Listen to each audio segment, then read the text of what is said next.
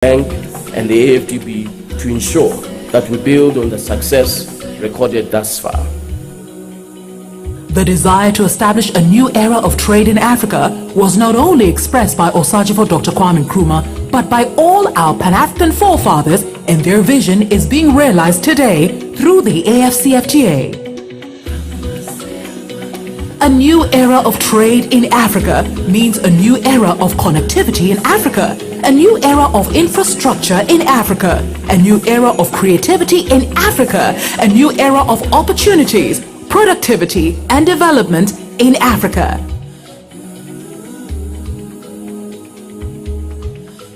In this new era, you can produce in Accra and compete in Kigali, buy from Lagos and pay in Benin, or live in Tripoli and trade in Tunisia. In this new era, the AFCFTA will empower women and youth in trade to have access to endless opportunities in trading across African countries. The AFCFTA will also implement a cashless and simplified payment system through PAPS with reduced tariffs. By prioritizing and enhancing the operations of agro-processing, automotives, pharmaceuticals, transport and logistics, the AFCFTA will promote regional value chain development and enable the continent's private sector. With a common market of 1.4 billion people trading amongst each other, the AFCFTA has potential to lift 30 million Africans out of extreme poverty. The AFCFTA's new era of trade brings endless opportunities. We must all come together to create one African market and prosper the economy of Africa. Let's create one African market.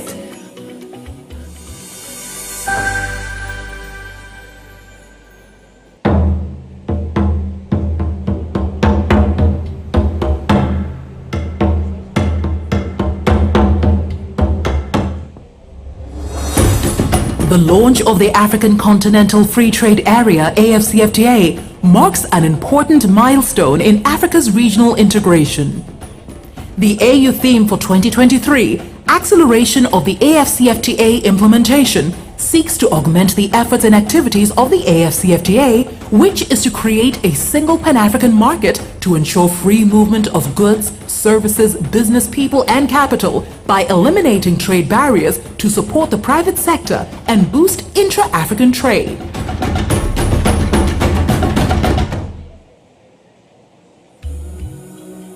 The AFCFTA is poised to accelerate trade between African countries on the continent and be the driving engine to transform the economy of Africa. Where there is strong collaboration amongst all organs and specialized agencies of the African Union and regional economic communities, accelerating the implementation of the AFCFTA shall produce the results that we all desire. In accelerating the implementation of the AFCFTA, in accordance with the theme of this year, we must leverage on Africa's development finance institutions such as our strategic partners, Afrexim Bank and the AFDB to ensure that we build on the success recorded thus far. The desire to establish a new era of trade in Africa was not only expressed by Osagyefo Dr. Kwame Nkrumah, but by all our Pan-African forefathers, and their vision is being realized today through the AFCFTA. A new era of trade in Africa means a new era of connectivity in Africa, a new era of infrastructure in Africa, a new era of creativity in Africa, a new era of opportunities, productivity and development in Africa.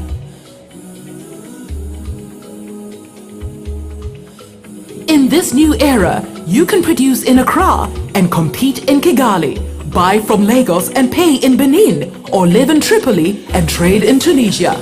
In this new era, the AFCFTA will empower women and youth in trade to have access to endless opportunities in trading across African countries. The AFCFTA will also implement a cashless and simplified payment system through PAPS with reduced tariffs.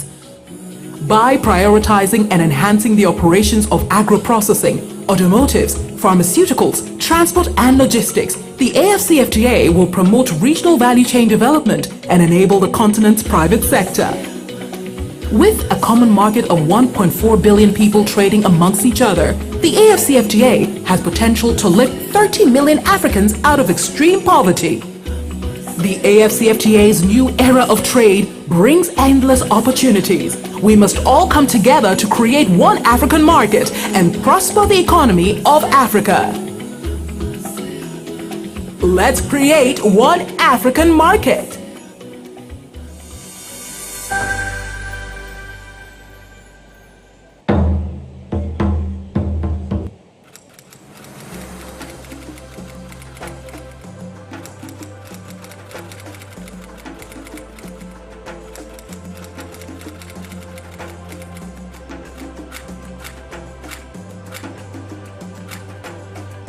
The common values we share as Africans, hope, resilience, unity among others, define and have built us to strive for the bigger picture of a prosperous Africa. We have the unique opportunity to thrive in one African market while ensuring we are globally competitive by boosting intra-Africa trade through the AFCFTA. Since its entry into force in 2019, the AFCFTA has evolved from a Pan-African aspiration to a trade engine ready to transform Africa. We have consolidated our Excellencies, distinguished ladies and gentlemen, may I please have your attention? If you're joining us for the very first time today and indeed this afternoon, this is the second edition of the African Prosperity Dialogues, and a big round of applause for those of you who've been here since morning, because my colleague Jerry Ajololo was on stage and took care of the opening session, which had in attendance the President of the Republic of Ghana. And so thank you once again for all of you distinguished guests as well who are still here with us. Many thanks. And of course, ladies and gentlemen, could you kindly, before we move on, take your phones out and share with us your views on the dialogue so far with the QR code that will be projected on our screen shortly. That is coming up shortly in a bit. But I want to say a very warm welcome to you once again. My name is Besua Dawona Hamondan. I'm going to be coordinating this afternoon's session from now till 5:30, hopefully. And before we kick start, shall we please have a quick message from our lead sponsor, 3i Summit. That will be followed by messages from our sponsors. And then, of course, we also have a documentary on our theme for this year's conference. So thank you once again, and your warm welcome to you all for this afternoon session. It is the second plenary, and we have a diverse and a host of dignitaries and great minds to be sharing nuggets on the reason that we're here once again today. Thank you.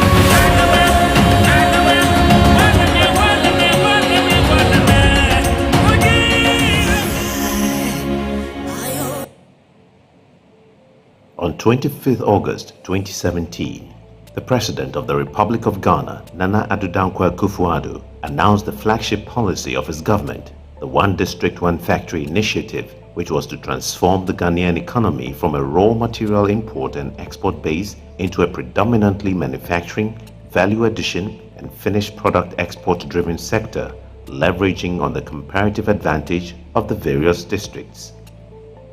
Over the last 6 years, the One District, One Factory initiative has been replicated across the length and breadth of the country, with over 300 successful projects in many different thematic areas including agriculture, pharmaceutical, technology, and more. The Ghana Exim Bank is a key player in the facilitation of the One District, One Factory program, having successfully funded over 100 projects under the scheme with over $200 million in loans granted. This is born out of the Act 911 2016 that gives the bank the functions to support the 1D1F. As part of our function as a bank is to industrialize Ghana, is to support SMEs, and also add value and break in foreign exchange. For this reason, we thought it wise that for Ghana to be able to have a manufacturing hub and develop the country, 1D1F was a good initiative by the President as a state institution to give it the needed support that it requires. Our success story is shared by some of our beneficiary companies. In the Central Region, the Ghana Exim Bank successfully funded Kumfi Fruit Juice Limited, the largest fruit juice processing factory in West Africa, together with the Central Oil Mills, which processes palm fruits into palm oil and palm cream concentrates, and Farm Fresh, a large-scale poultry farm. So prior to 2018, so from 17-18 when we started, what do you see here as a Kumfi Fruits and Juices Limited, and all that you see on the streets and what we see on the shelves of Walmart were only a dream, and this could only happen because we had an association, a very positive one, with the Ghana Exim Bank, who gave us full funding to begin the project, and then God being so good, here we are. We received a sum of 17.5 million Ghana cedis from Ghana Exim Bank, and then most of it was used in the acquisition of a tractor for our farms, and then also 2 vehicles in order to aid our palm fruit from our various farms, and also provision for building machineries, and then outgrower programs too as well. Well, I could say one, it's put Central Oil Mills on the map. With our introduction of our Kakum Fresh product, we've been able to gain a substantial share of the palm cream market. In Asamanso district alone, we have 20 direct staff. When you get to inform our other section too, we have about 35 employees over there. When it comes to other indirect employment, we can talk about our outgrowers. We have more than about 50 outgrowers, of which we have supported them with seedlings to make sure that they can also harvest their fruit and bring it to us when it's due. This farm is the biggest in these vicinities. Presently, we are on 150,000 bales, and we have fig beans. So presently, we are producing over 3,000 crates of eggs per day, and we have really helped the youth and the old in this environment. Presently, now the farm employed directly over 80 workers, and we have indirect workers of more than almost 20. So the farm has really helped in time of development, and also to put the food on the table of many people living in the community. In the Greater Accra region, Dignity DTRT, Do the Right Thing, a local apparel brand with international roots and market looking to provide quality, cost-effective, affordable and socially responsible apparel across the globe, benefited from Ghana Exim Bank's One District, One Factory loans facility, and so did pharmaceutical company Atlantic Life Sciences Limited. We applied and we got 10 million equivalent in Ghana cedis, 10 million US dollars equivalent in Ghana cedis from the Ghana Exim Bank to do this project. We had identified there was a gap in the sterile preparation market here in the country, the result of which that the country was importing a lot of sterile preparations, and therefore we thought if we could access this funding, we could close that gap. Without a doubt, this is very transformational. I go to the hospitals and I see the availability of drugs, right, available. For a very, very long time, we have on record that Ghana imports about 70% of its infusions. This factory alone can produce all of Ghana's infusion requirements in 3 months, right? So we are not just only manufacturing for Ghana, but this factory has been set up for ECOWAS. So we are exporting. So instead of importing these products into the country, we are now ended up exporting these products out of the country and changing the economic narrative of the demand for dollars, and rather bringing dollars back into the country as a result of exporting to our neighboring countries. And all of this has been possible because Exim invested in this project. Ghana Exim Bank also financed Adonko Brewery's carbonated soft drink plant in the Ashanti region. So there is a plant that produces 27,000 bottles per hour. So in a day, we do 540,000 bottles for 2 shifts. That is a state-of-the-art machine, and it's one of the topmost technology. And so that is the machine we went for. And as I said, it was through the support of Exim Bank Ghana that we secured this line. In this factory, that's the soft drinks, the bitters. Together we employ over 1,100 workers. And the group and the value chain is 5,000. And it's a community-based factory. We are located in the Fija Kwabre district of Ashanti region. And about 80% of our employees live in this community. So that is the employment base of this company. With 1D1F, I would say it's estimated that we've been able to provide almost about 2,500 jobs to the Ghanaian population. We've raked in almost about $50 million to the economy. And this, for me, is one of the greatest achievements. If you talk about our packaging today, due to our innovative Tuesday market and made in Ghana, McTown, as we've created in Exim Bank, we've gotten our SMEs to be more entrepreneurial, and with a lot of innovation. When you go to our airport, you see a lot of shea butter with good packaging. This is what we've been able to do, and we hope to continue in the coming months and years. Undoubtedly, the One District, One Factory project is well on course in terms of achieving its goals, and the Ghana Exim Bank will continue playing its leadership role, knowing very well that the success of this initiative holds the keys to the industrial and economic fortunes of this country, as well as that of the African continent.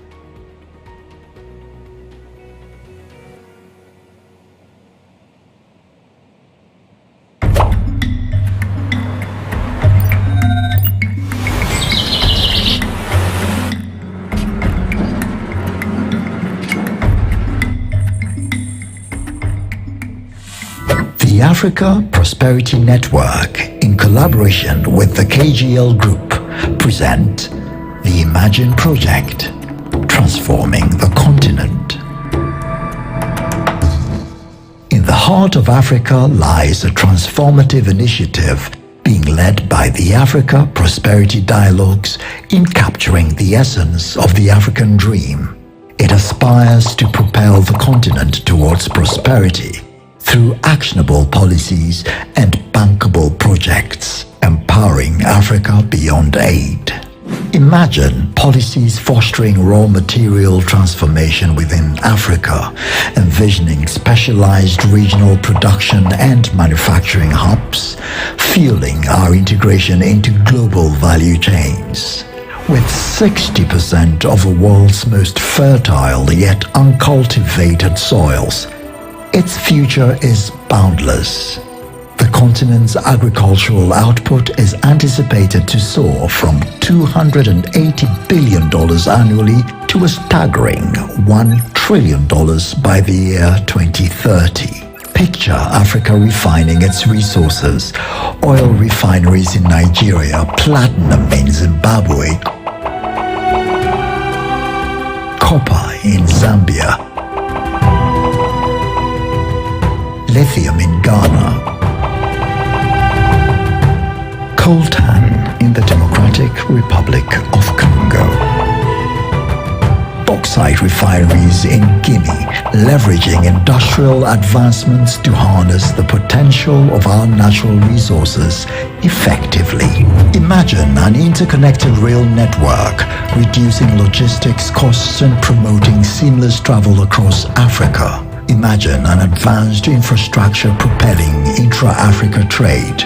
The Imagine project emphasizes STEM education and interoperable systems, where roaming charges are a thing of the past and common payment platform facilitates transactions wherever you are. It envisions regional hubs for electrification, connecting landlocked countries to coastal areas through an African rail network. Picture Africa with its own financial governance, rating agencies, and continental stock exchanges, paving the way for self-sustained growth and reducing reliance on foreign investments. Imagine an Africa with seamless financial transactions, common mobile money platforms, and a unified banking system promoting financial inclusion across the continent. The Imagine project envisions policies supporting African manufacturers, democratizing central bank digital currencies for intra-African trade, and prioritizing access to open markets. Africa's renaissance is underway, a continent unlocking its vast potential across agriculture, mining, technology, oil and gas, industrialization, youth empowerment, and financial sectors. The Imagine project, a realistic vision charting Africa's journey towards a prosperous future. Let's unleash Africa's prosperity and shape the continent's destiny. Delivering prosperity in Africa, produce, add value, trade.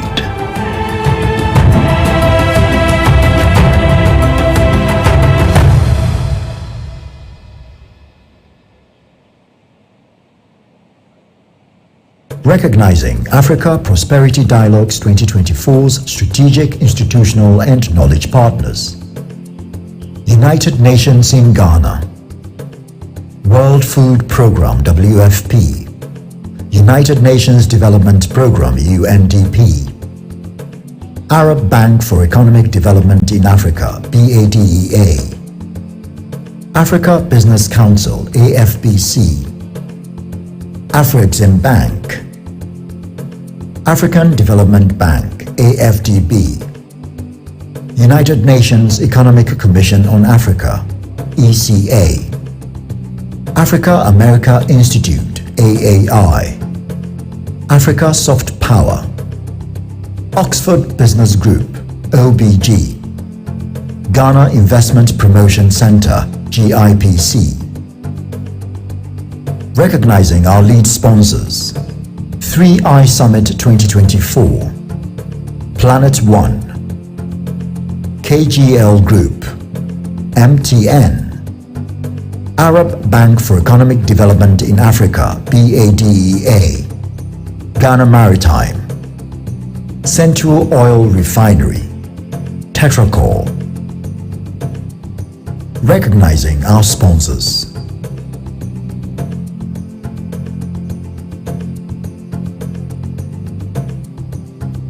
Recognizing our media partners.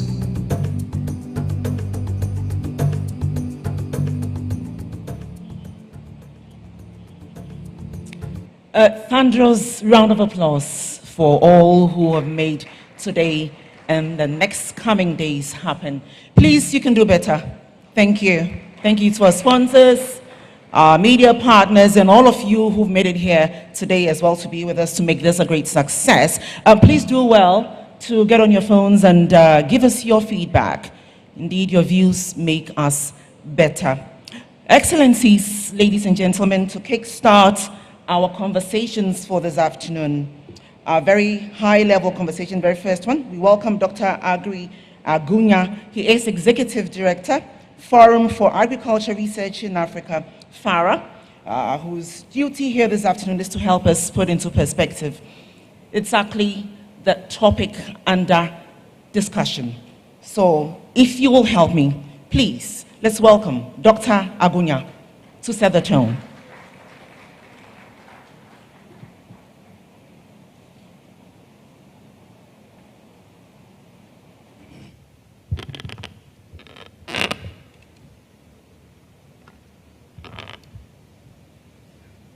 Good afternoon. Yes, I am Aggrey Agumia, and I am here to represent the Commissioner, the African Union Commissioner for Agriculture, Rural Development, Blue Economy, and Sustainable Environment. She very much wanted to be here. If she had her own jet, she would have come, made this speech, and then returned to her work. So my duty this afternoon is very straightforward, is to read the statement of the Commissioner, Ambassador Joseph Asako.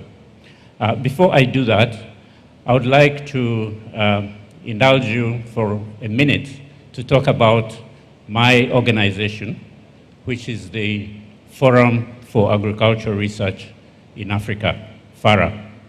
FARA is the continental apex body for agricultural research and innovation.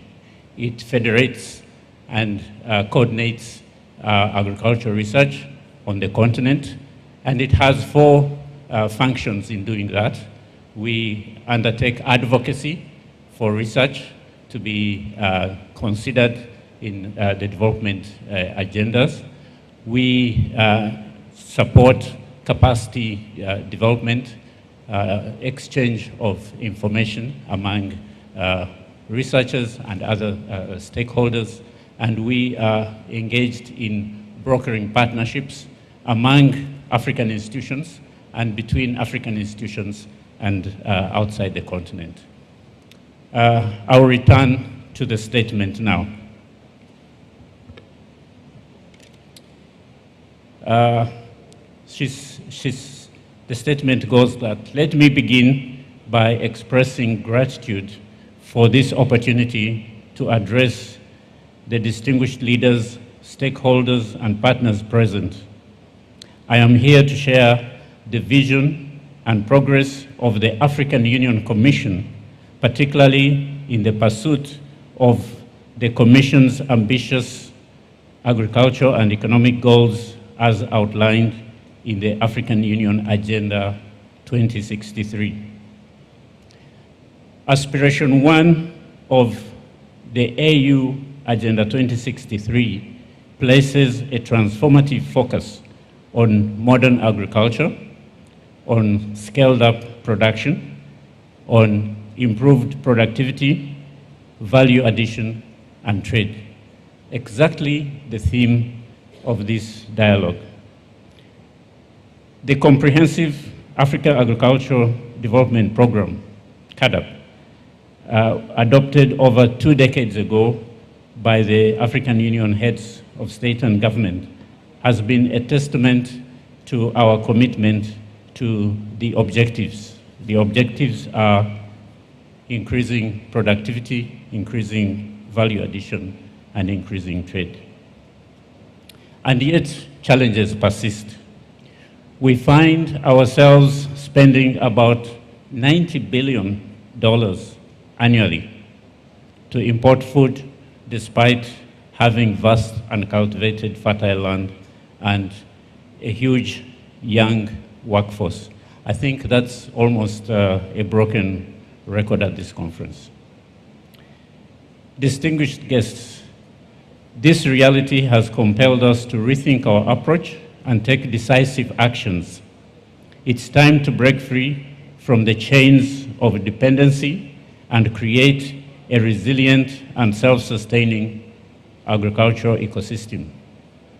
And this is what we have done. We have developed the Common African Agro-Packs Initiative, known as CAPS. The CAPS was born out of the imperative to rethink and move away from importing what we can produce by aligning seamlessly with the African Continental Free Trade Area, AFCFTA. The CAPS was conceptualized by the African Union Commission in collaboration with key partners such as the African Union Development Agency, NEPAD, the AFCFTA, Afrexim Bank, FAO, and FARA. And it has gained tremendous momentum. The CAPS has to date been adopted by the African Union's Specialized Technical Committee on Agriculture, Rural Development, Water and Environment for consideration as a flagship program of the second 10-year implementation plan of the AU Agenda 2063. This is a big deal for our sector. Distinguished guests, the CAPS represents a revolutionary step towards establishing 5 large common agro-industrial zones with transboundary mega agro-industries and food supply corridors that are strategically positioned in each of the 5 geographical regions of Africa. The 5 geographical regions of Africa are North, South, East, West, and Central. These zones will focus on strategic agricultural commodities, fostering continental value chains that can be traded among African Union member states, and gradually reducing the need for us to depend on imports. The CAPS Technical Working Group, through extensive consultations and business case analysis, has identified priority commodities, namely rice, maize, wheat, yam, cassava, horticulture, poultry, livestock, and cocoa. These commodities are not only vital for regional trade, they also hold the key to uplifting the lives of our farmers, ensuring a fair income, and creating a sustainable agriculture economy. I am pleased to inform you that progress is underway with 2 demonstration projects set to commence this year. These are the Zambia-Zimbabwe CAP, which is focused on maize and dairy products. And the second one is the Cote d'Ivoire-Ghana CAP, which is focusing on cocoa. These projects are the stepping stones to the establishment of the 5 large agro-industrial zones that will reshape the landscape of African agriculture. Our collaborative efforts involving institutions such as the African Union Commission, the AFCFTA, AUDA, NEPAD, Afrexim Bank, FARA, FAO, UNIDO, ECA, AFDB, PAFO, the African Business Council, and the Pan-African Agribusiness Apex Chamber, IFPRI, and have propelled the CAPS initiative forward. So we are acknowledging the key partners. We are grateful for the positive response from these partners, and we would like to acknowledge them. The Cote d'Ivoire-Ghana Cocoa Initiative complements CAPS partnerships aiming to transform the cocoa industry. It was launched in 2019 and prioritizes smallholder farmers' incomes, introducing mechanisms like the living income differential. This historic collaboration has prompted other African member states, including Cameroon and Nigeria, to consider similar initiatives. Emphasizing cocoa processing under CAPS, the focus is on creating transboundary agro-industrial hubs. In terms of resource mobilizations, we have embarked on an ambitious plan that has generated some pledges of funding to cover the planning and the feasibility analysis. And these pledges have come from Afrexim Bank. As we move forward, Let us recognize the potential of Africa's $1 trillion business in agriculture and agribusiness. Together with the private sector and our member states, we can establish a vibrant business platform under the CAPS, utilizing the instruments of the AFCTA to secure our place in the global market. Distinguished ladies and gentlemen, the CAPS are not just a roadmap. They are a vehicle for an agro-industrial revolution that Africa urgently needs. Let us pledge our commitment to this vision, supporting the CAPS as the flagship program of the AU Agenda 2063.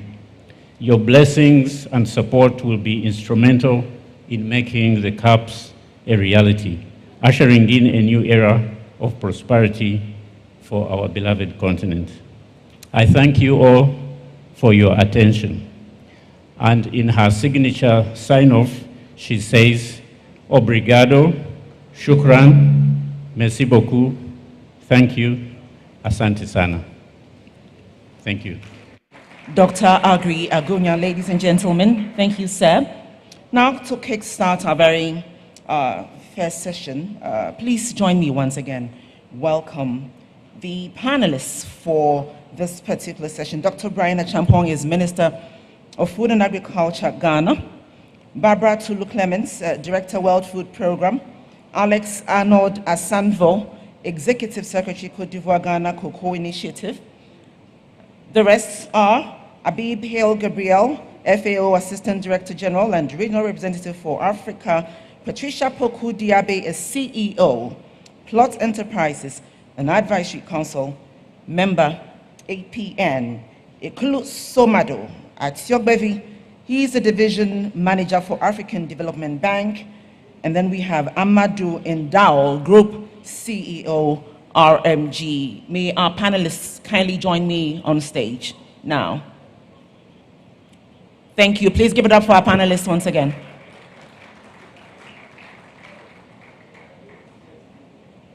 And as we receive our panelists to steer all of this to a successful conclusion, is a man who wears several hats: General Manager, City TV, General Manager, City FM, as well a prominent media personality and broadcast journalist who's made very significant contributions to the media landscape in Ghana, Bernard Koku Avle.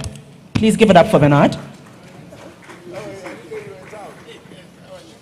Thank you very much, Besiwa. Good afternoon, distinguished guests, ladies and gentlemen. Thank you so much for your attention. We are set to delve straight into the question for the day. I want to say good afternoon to my panel members. In the spirit of African football, I was checking what we have on the panel, and it's very funny that the tournament is in the second round, and only 2 of you are in the second round. Some of you have been kicked out. Some of you didn't even qualify for the tournament at all. Of course, Dr. Acheampong, Brian from Ghana, we are safely home. Barbara Clements, I know you have something to do with Liberia. They didn't qualify at all, so I don't even know whether I have any football questions for you. Mr. Abebe, Ethiopia didn't qualify either, so you're not even on the table talking at all. And it's funny that Côte d'Ivoire nearly went out, just like Ghana, and we have 2 Ghana Côte d'Ivoire people on the panel. Alex, you represent a very important organization that he spoke about. You are Ivorian, but you are based in Ghana, so you wear 2 hats. Patricia as well, you have a company that is in both Ghana and Côte d'Ivoire, so you wear 2 hats as well. And of course, Senegal, who are the favorites. So I'm going to keep my best questions for you, because you're the favorite. But on a more serious note, so we have just 45 minutes. We're going to make it very straight to the point. How do we unleash Africa's food and agribusiness potential? I want to start with Mr. Somado, because your country is not even at the tournament, all right? Originally from Benin, African Development Bank. You said some nice things to us based on the facts that, for example, the Africa Food Summit 2023, that Africa's agricultural output could increase to $1 trillion from 280 billion if we do certain things. So I think you should set the scene for us. What are the key things we need to do as a continent to unleash Africa's food and agribusiness potential on the basis of the summit we held a year ago that the AFDB championed. So you will set the scene for us. Put your hands together for him. You will take his mic. Let's be sure your mic is working. Yes, sir. Please go ahead. Yeah, thank you, Chairman. I would like to extend my appreciation and the appreciation of the African Development Bank to the organizers, especially the APN, for inviting the bank here to share with you the experience of the bank when it comes to the implementation of what we call the Feed Africa strategy of the bank, which is actually the agricultural transformation agenda of the African Development Bank. Before I come to your question, I mean the summit we had just a year ago in Dakar, what we call Dakar 2, for food and resilience, food sovereignty and resilience. It was a success, very tremendous success, under the auspices of the AUC. The African Development Bank convened a high-level summit in Dakar, Senegal, where we have up to 37 head of states and 75 ministers and head of development partners. But we also have, if I recall well, we have what we call commitments up to 35 million US dollars.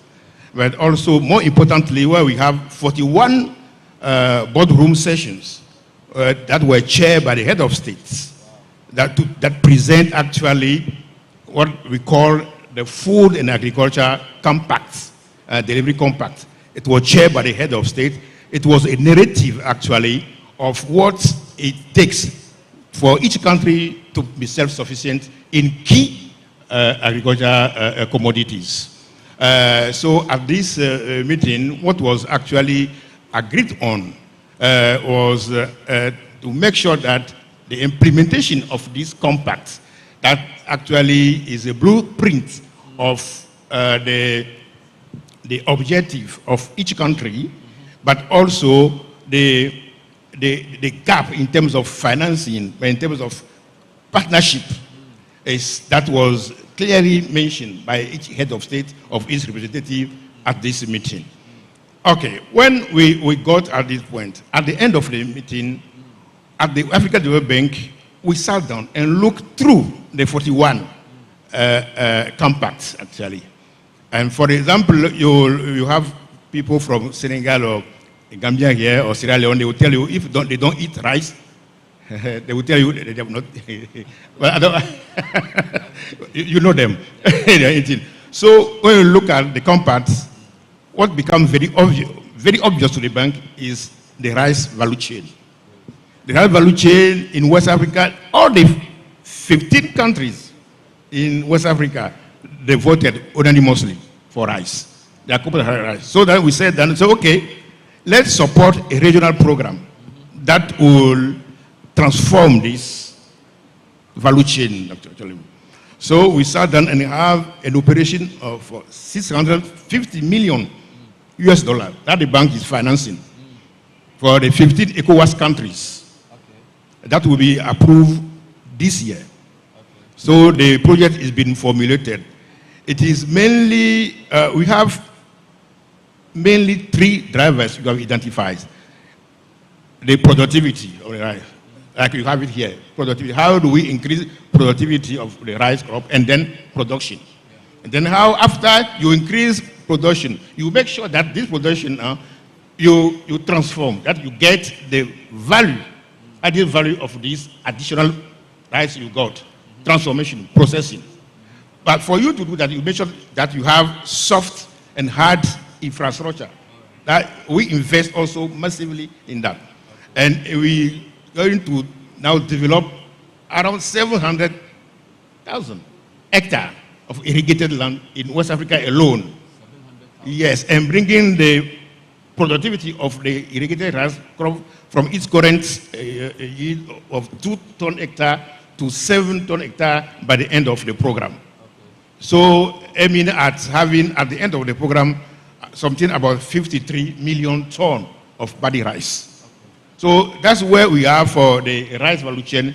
The same operation or similar operation in the eastern part of Africa with wheat will be also financed at a later stage of the program. So roughly, I don't know how many minutes do we have left, no, so I can go on and on. You have 30 seconds.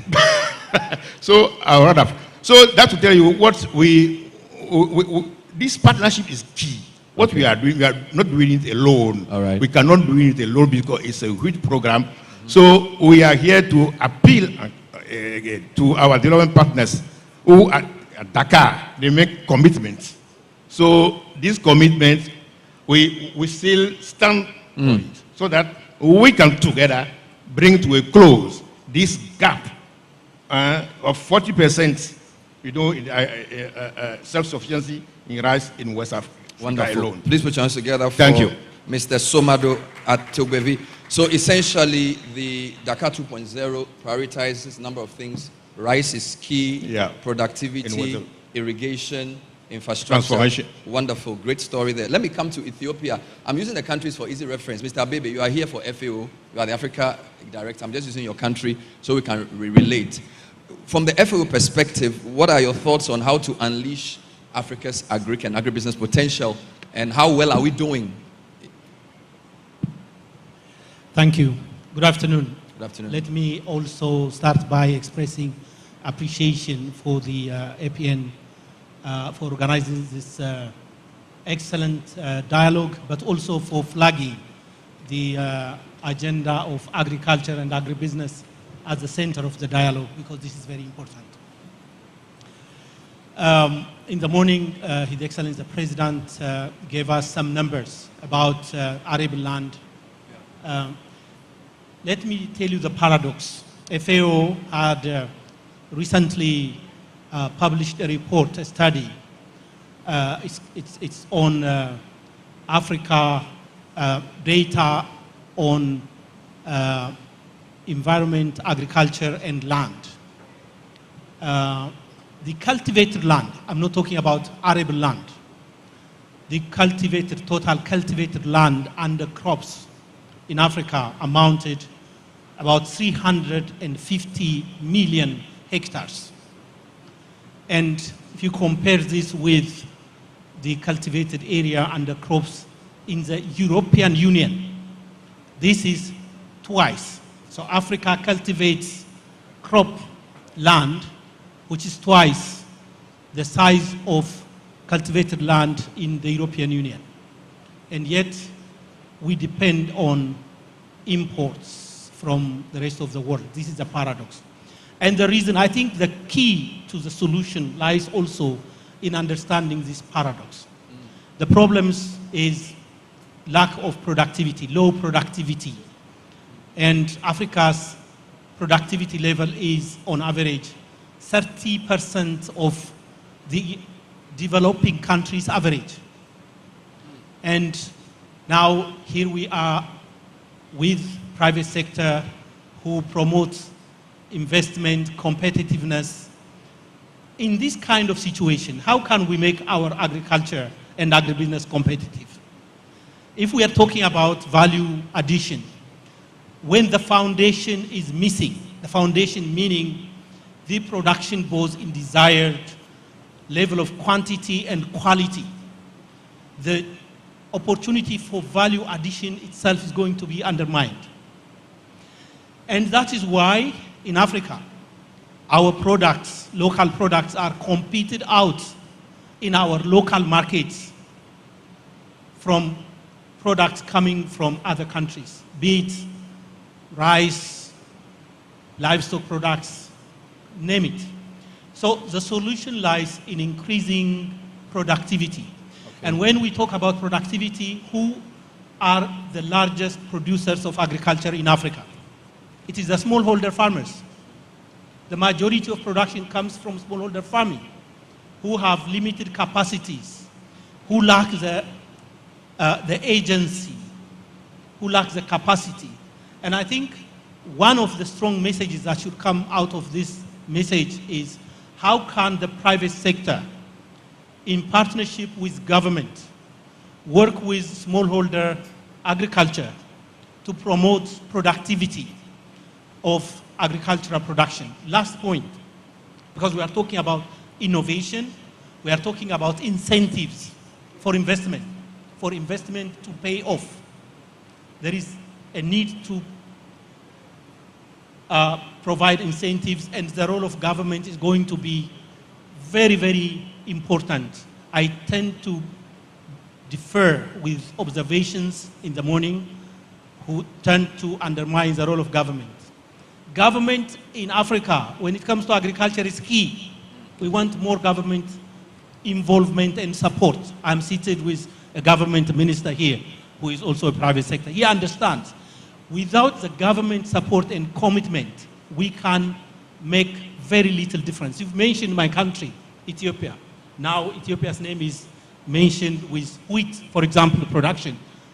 It is a government program. It is the producers are farmers, definitely, smallholder farmers, but with a lot of support of the government. Government support, we cannot underestimate it. It's very important. Thank you.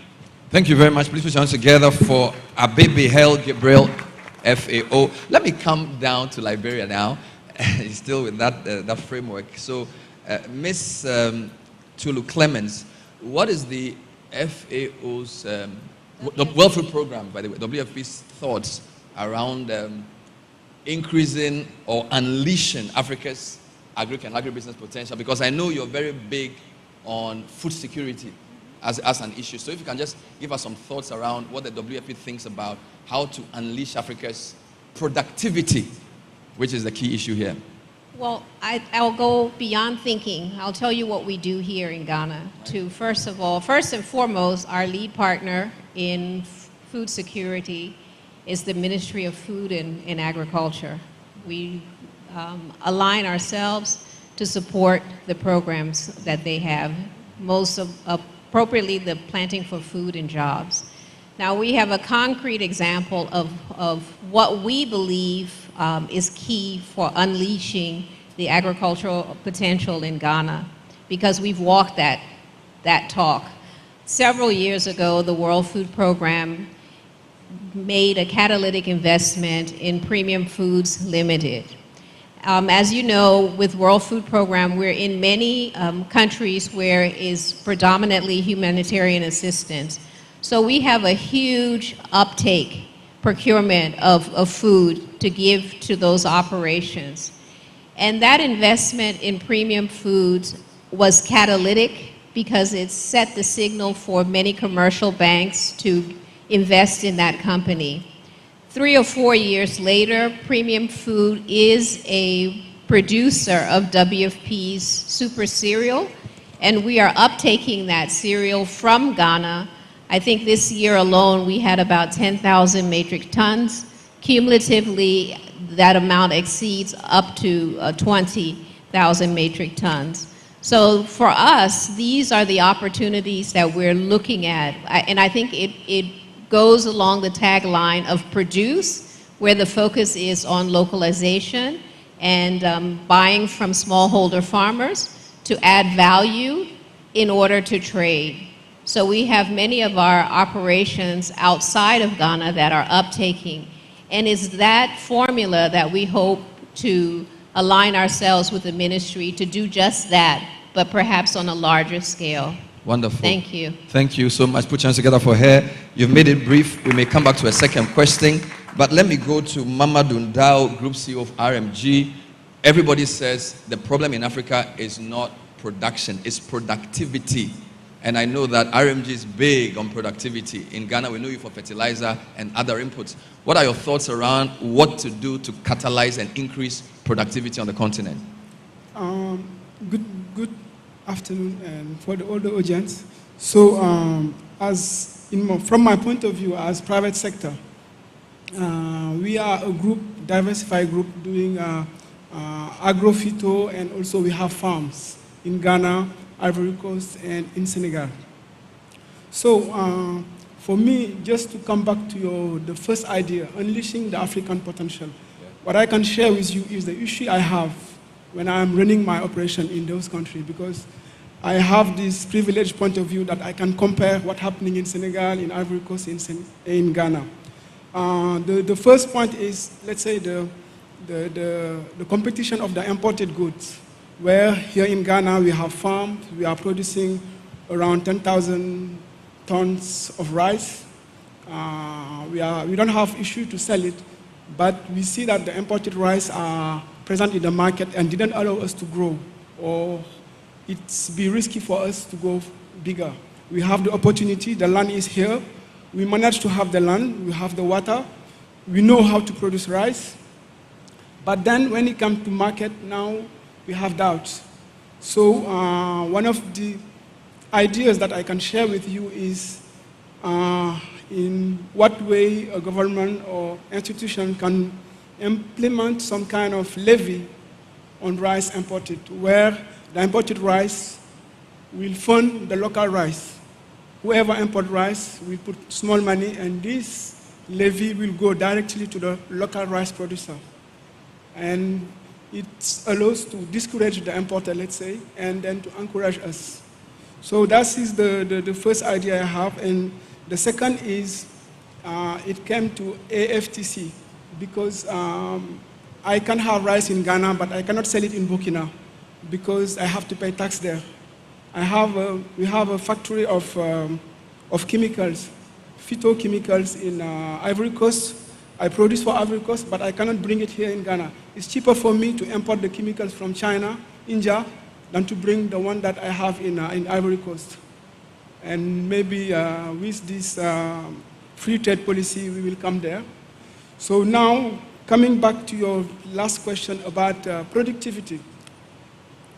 It's a very tough question, because agriculture is a lot of, is a process involves a lot of aspects. The quality of the soil, the water, the techniques, the chemicals. And with my team, what I told them then is, let's say if I come back to rice, here we are saying in Ghana, if we are doing 5 tons per hectare of rice, we are very competitive. That's what we say. But along the year, we noticed that we challenged to do the 5 tons. We are doing average 3, 5 tons, 4 tons hectares. So what I did is, okay, it takes too much to get the yields. It takes too many effort, too many concentration. We compensated by the surface. Let's say the 30% or the 25% that we are losing on yield, we are compensated by expand the surface by the same average percentage to get our threshold. This is the techniques that we are doing here in Ghana, and that's my contribution as a private sector. I don't think that most of the time people say, oh, we need finance, we need money. I think that the bankers are here. If you have a strong project, they support you. We have the land, the process we know, but mainly it's the market. This year I'm trying to produce maize, but once I do the project, they told me, be careful, don't produce your maize when the most maize is, the imported maize is coming in the country. Wait, they are not here. So that's, for me, in my perspective, the main point, how we can regulate the importation, allowing the local producers to grow. Thank you very much. A round of applause for him. Thank you. So you would notice by the sitting arrangement that the two people in the middle are the cocoa people. So let me deal with rice and the staples first, and I'll come to cocoa as a special case study. So I'm coming to Minister Dr. Echampong.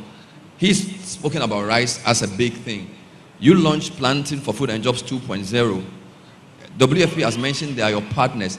Just tell us how this PFJ 2.0 is increasing production and productivity as an example of how to unleash agriculture's potential. So a few minutes to talk about the PFJ 2.0, like a small Ghana case study for those who are not from here. Thank you. Thank you. Thank you very much, Bernard. And thanks to the organizers, the African Prosperity Network, and the visionaries for this platform. The theme is apt: delivering prosperity in Africa, produce, add value, and trade. And for us as a Ministry of Food and Agriculture, it relates to what we do. Yes, indeed, we produce for food, jobs, and export. We add value for food, jobs, and export, and we trade for jobs and export. And I will just take a straight line on how we are producing for food and jobs in relation to the planting for food and jobs. You realize that the first phase of the planting for food and jobs was to really stabilize agriculture in Ghana, and relatively Ghana was successful in doing that. The planting for food and jobs phase 1 was able to stabilize the activities of smallholder farmers, not much in commercial agriculture. We were able to do a lot for smallholder farmers. Now, the phase 2 was to ramp up the successes of the planting for food and jobs phase 1 by identifying the gaps that really hindered the takeoff fully of that phase. And the big one was access to capital. The next one was access to markets. As you know, we did a big pilot program in the north, and we are feeling the effects of access to markets as we have a glut of maize and rice sitting in the northern region at the moment. So how are we going to deal with access to capital that the smallholder farmers needed to procure the inputs? And the first phase, we were doing a subsidy of fertilizers. Now, in the second phase, we realized that we want to actually do an input credit system because the subsidy had a lot of challenges with smuggling, misapplication of fertilizers.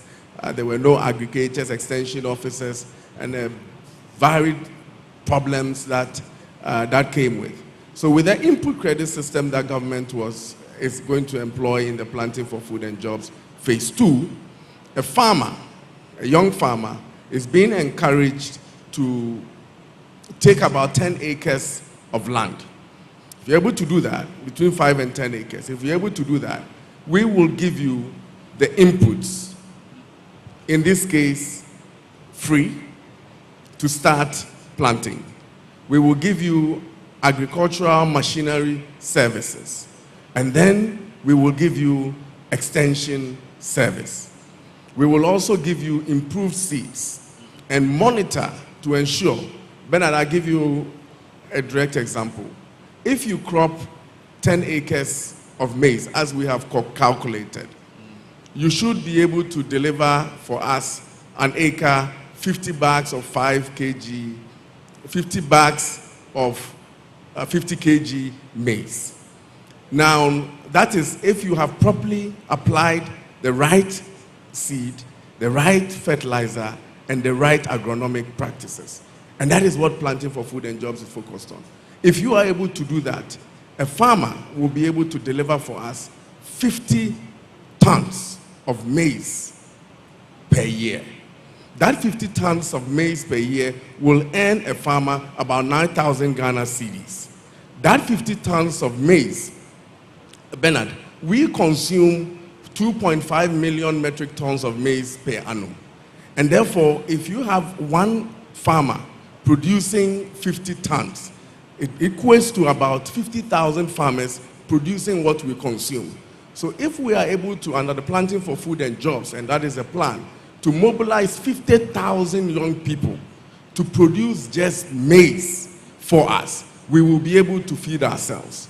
And that is 50,000 young people who are going to earn averagely about 9,000 Ghana cedis. And the average income in this country is not 9,000 Ghana cedis, it's way less than that. So under the plan of planting for food and jobs, and every metric that we have developed tells us that indeed if we pursue the input credit system, we will be able to increase farmer incomes, produce for the market, and then produce to feed ourselves. Bernard, let me not end there. And that is just 50,000 young people. If we mobilize 100,000 young people, that will mean that we are producing an extra 2.5 million metric tons that we can export. And that will earn us close to $560 million a year. So the plan clearly is that ramp up production by giving the farmers the inputs, the agricultural machinery service, the improved seeds, and the agronomic practices to produce for food, for jobs, and for export. So if I understand you, you're saying to deal with the lack of access to credit, you've converted a subsidy into some sort of barter arrangement with the farmers, and that's increased production. That's correct. And also productivity. I think the big question for you, though, is food prices have not really come down. If you look at food inflation, for example, in Ghana, the last figures show that food inflation is still stubbornly high. Is that really within your remit, or as the Ministry of Agriculture, you just produce, and then there are other factors that influence the price? Any quick comment on that before I come to Absolutely. Bernard, last year, and I give credit to African Development Bank for a project that they are funding in the North called the SADC program. In August last year, we ensured that over $10 million of inputs reached close to about 50,000 farmers. And with that program, Bernard, I tell you today, we have excess production. We have a huge glut of maize and rice in the north. And that is why this December, if you checked on the market, the price of rice was either stable or was dropping. And this is the first time, I keep saying, in the history of Christmas that we have seen that in the country Ghana. And I give credit to, of course, my government and the support that we got from the African Development Bank. The price of maize, 50 kg, has dropped from 350 Ghana cedis to, in November, a low of 148 Ghana cedis per bag. But this is farm gate. This is farm gate. So indeed, the price of the produce that we experimented really dropped. And that is why we believe, and Bernard, when we launched the Planting for Food and Jobs in August, we set out our consumption targets, and we set out the things that we are going to do to meet those targets. December, when we evaluated the work that we have done, we had met all the targets in our immediate steps. And that makes us very confident that in 5 years, with the plan that we have, Ghana will be food secure. Please put your hands together for him. We do not downplay at all the points about the price, but I just need to point out that from the consumer perspective, between the farm gate and the end user, there are all kinds of issues. That the middlemen have a big role to play, and when we go to the market finally, we don't really enjoy the benefits of that fall in price that you announced, which probably is a discussion for another panel, or maybe by second round if I have time. But let's talk about cocoa. So let me start with Alex. You were one of the few organizations mentioned in the speech by the gentleman from FARA before we started. So you seem to be a solution to part of our problems. Ghana Cote d'Ivoire Cocoa Initiative, right? You've done it for a few years, 2019, 2020, 2021. How do we use that organization what can the organization tell commodity producers, whether it's shared, whether it's cashew, cocoa, rubber, on what the priority should be for these cash crops when it comes to unleashing our agri and agribusiness potential? Alex. Yes, thank you very much. Very complex question, so there are a lot of elements. And first of all, again, thank you for Minister for the great ideas that were put on the table here, as also my chair for the institution. For us, there are a lot of things we can learn from what has Cocoa done the past almost 3 years. I'm enrolled for 2 years. And I spent my past 2 years trying to advocate for the cocoa sector, and I mean the sector, not only Cote d'Ivoire and Ghana, for the sector to agree that cocoa price need to cover cost of production. This is something that is missing for most of our commodities. Farmers are selling, and we, the countries, are impacted by market price. Markets have two fundamentals, supply and demand. The more you produce, the less the price is. And this is one of the key things we have to look at. But it's not a fatality. For us today, after 2 years, we have advocated to have a fixed price, floor price of $2,600, which is the living income differential price mechanism, to support our countries to not subsidize industry, to cover costs, and to pay a good price to the farmer. This was difficult, but the success came from the joint effort, which is visionary for the two heads of state, the President of Ghana and President of Cote d'Ivoire, by coming together. Instead of being divided, the two countries have come together, because for over 30 years, Ghana was played against Cote d'Ivoire and vice versa. Who is going to produce more? And who is going to get this? Even in my own role, I could face companies coming and tell me, oh, Cote d'Ivoire is doing this, or Ghana is doing this. So to manipulate price process, to manipulate the environment, but being together, exchanging issues, now is externalizing the problems. But one thing is key, consuming what we produce. And it was said today, in cocoa is even valid, even if for the past years, and historically, cocoa has came in our countries for a sector that need a place where to produce cocoa and for the market. So it's a business of 130 billion, and we represent less than 10%, so 7% of it. Yes, that's a fact because we are just producing the raw material. Today, the Farah in the speech and some of the reflection we are having, and I have Madam Jabi here, local processing is one solution. But we are not going to do chocolate here in Ghana and Cote d'Ivoire. We could do some, but we have to look for derivative products out of cocoa. Cocoa is recognized as health benefit. Antioxidants, blood pressure, nerve system, central nervous system rehabilitations. But also, cocoa pods can be used for potash, is being used for fertilizer, but also cocoa can be used for cosmetics. So if we talk about processing, yes, we can do some products for chocolate, because today the chocolate, cocoa is important, but what is important for chocolate is the liquor and the butter. We have to change the paradigm to bring that processing back to our continent. Wow. If we maintain that, and this is about vision, this is about investment and research. If we do that, we are not going to be a price taker. We are going to be a price maker. And this is the future and these visions by bringing the two countries together. And Nigeria, Cameroon, even recently Liberia, some countries are now exploring, are we going to join? Wow. What's the benefit? But we have to show example. And the Agric Park that the FARA is supporting through the African Union could be an example. Wow. We need to throw investment into new paradigm. Wow. We have to fit into our vision. So the initiative is the first step. For me, it's a step to demonstrate that this is possible. We can be together and we can drive the changes together. We have private sector that is willing. We have local business, and I have Madam Jabi here. She will give some example. Yeah. But we can do it. And we cannot rely to this market, a market that will dictate price. We can do it. Wonderful. So Thank you. I think for me, there is a lot I can say. I can talk You've said for a lot. hours, Put your hands but- together for Alex. I love it. You know, and when you were talking about Ghana, Cote d'Ivoire coming together, it reminds me, EU started, Germany, France, still, right? That's how it was built. So maybe with Nigeria, Liberia asking to join, maybe that's ECOWAS 2.0, and it's based on products that are tangibly produced. So really great stuff. Yeah.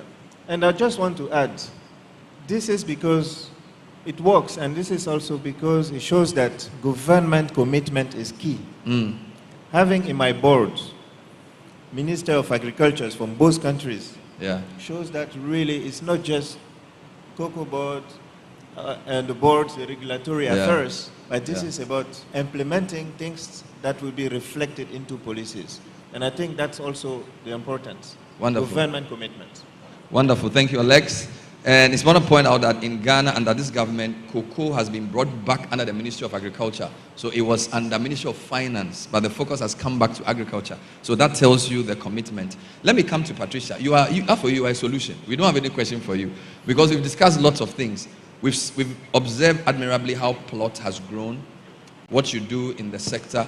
Just talk to us about your reflections on what can you and your company teach us about agric and agribusiness on the continent.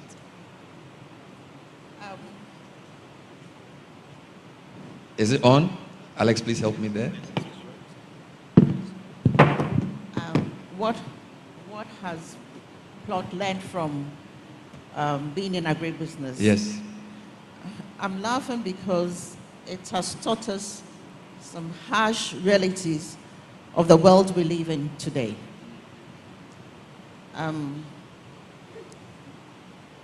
There is potential in agribusiness, huge potential, but we need to have concerted effort, collective and holistic approach to be able to harness the benefits that can be derived.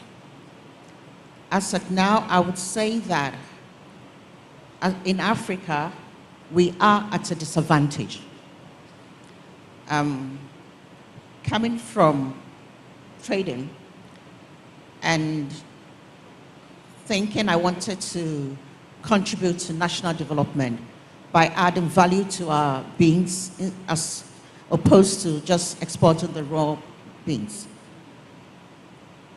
We meant well, and we had our feasibility study conducted, and it showed that if we put up a facility which compared to that of our competitors, especially the multinationals, and if we offered quality products, we could attract the same pricing. So our investment was significant across the process chain. And I think it was probably the single largest investment by a wholly Ghanaian non-governmental corporate at that time in 2010.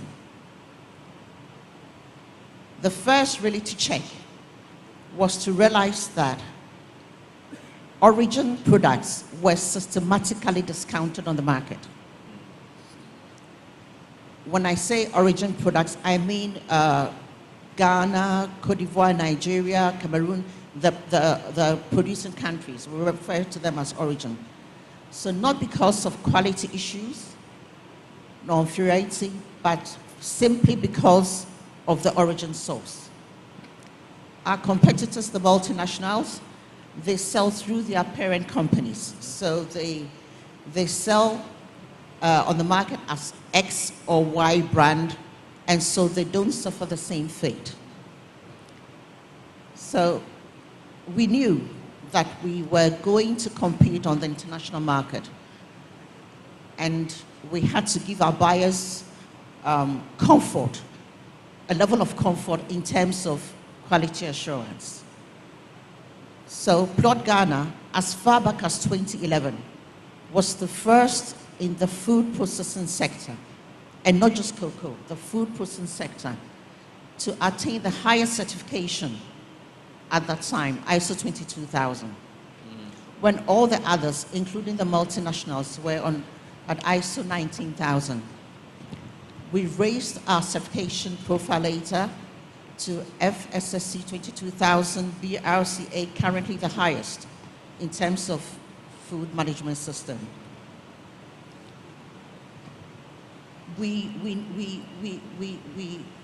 Standards are changing, and working in an international environment, we have to keep up with the ever-changing expectation, and it means sustainable practices along the process line and at all times. So that did not deter us. We know that processing, we cannot emphasize enough the benefits of adding value to our cocoa, despite all these challenges. In terms of, you mentioned that we produce something we don't consume. And local processing has seen this trend reverse globally. We see increase in local processing versus a decrease in processing in the consuming countries. We also see growth in consumption on the continent. Not so much so in chocolate, even though there's growth, but in chocolate drinks, in spreads and the likes of it. And that is a boost to the industry. So processing is also, will also help achieve involvement in the global cocoa supply chain. And by doing so, we increase productivity and the income level of all the actors, and especially our farmers. Processing also offers employment opportunities. And narrowing it to our sector, capacity building and skill enhancement has been beneficial to the industry as a whole. So we could go on and on with the benefits of processing as against exporting the raw beans. Even in terms of revenue, value addition, there's increase in revenue with value addition. And our sector has been one of the main foreign exchange earners for our countries. So we could go on and on with the benefits of processing as against exporting the raw beans. Wonderful, thank you very much. And all of this, put your hands together for her. In the context of AFTA, is incredible. So we have 7 panelists. We don't have a lot of time. So what I'm going to do, I'm going to give you my 7 takeaways from the panel. And I'm going to attribute 1 to each of you. Even if I misattribute, we can discuss later. So listening to Mr. Somado, you're basically saying after the AFDB conference last year, we must prioritize production. You said rice was a good example, irrigation as well. So that's the first priority. Mr. Abebe talk more about productivity. And I think that was very key as well. So that's the second priority, productivity. World Food Program, Barbara, you said a lot of things, but I took away value addition as a key point. We must prioritize value addition. And then Mamadou, you spoke about market access. So I think that's a very important point as well. Alex, great example of country partnership, country cooperation. Ghana, Cote d'Ivoire as an entry point into what Africa can do together. So let's prioritize competition but cooperation in a very constructive way. It's not always pitching us against each other. Minister Brian gave a great case study, and you talked about how you converted a problem of lack of finance into really an input exchange, partnering with the private sector. Farm gate prices have come down. PFJ is increasing production. That's a great case study. And of course, Patricia, we need to level the playing field, right? Between what we produce here, countries of origin, and what the multinationals do. And our governments must support organizations like Plot to lead the way. So please put your hands together for this great panel. Thank you for setting fire to the topic of unleashing Africa's food and agribusiness potential. We will say a big thank you to the group for bringing us together. You want to give us a vote of thanks, Brian? Yes. I don't want to miss the opportunity to tell the world about the opportunities that avail here in Ghana in agriculture. Look, Bernard, we produce the best yam in Ghana, the #1 exporter of yam in the world. We produce the best cocoa. In fact, we get paid a premium for our cocoa. If you know any country that produces better maize than what we produce here in Sisala East, I'll give you your money back. We have land available as an incentive to give to anybody that wants to come in large-scale farming. We have a lot of incentives, free zones. We'll construct the road to your farm. We'll give you inputs both in credit and grants, support you with irrigation development, reliable labor. We'll help you search for that, and research. Look, if you farm with us here in this country of a minimum of 1,000 hectares, we guarantee you a profit of 50%, or we'll give you a tractor to farm again better next year. Thank you very much. Put your hands together, Minister. We'll take a group photograph, and then we'll be out of your way. Thank you, guests. Once again, for our moderator and panelists, please give it up for them. Thank you. Okay, so while at it, just to say that for food and agribusiness potential, a lot has been said on many platforms, but let the African Prosperity Dialogues be that platform that causes us to see the change that we want. If you agree with me, give yourselves a big round of applause.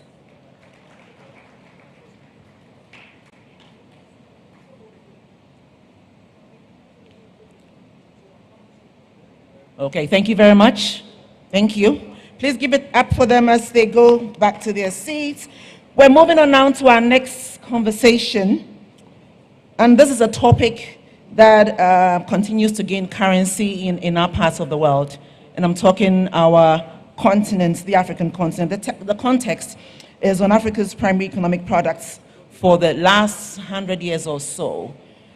And it's none other than natural resources. Indeed, this discussion delves deeper into the global value chain of Africa's natural resources. To set the context is a prominent Ghanaian politician and member of parliament for Damango. His current portfolio as Ghana's Minister for Lands and Natural Resources makes him just the right person to lead this conversation. Please help me welcome the Honorable Minister, Mr. Samuel Abu Jinapor.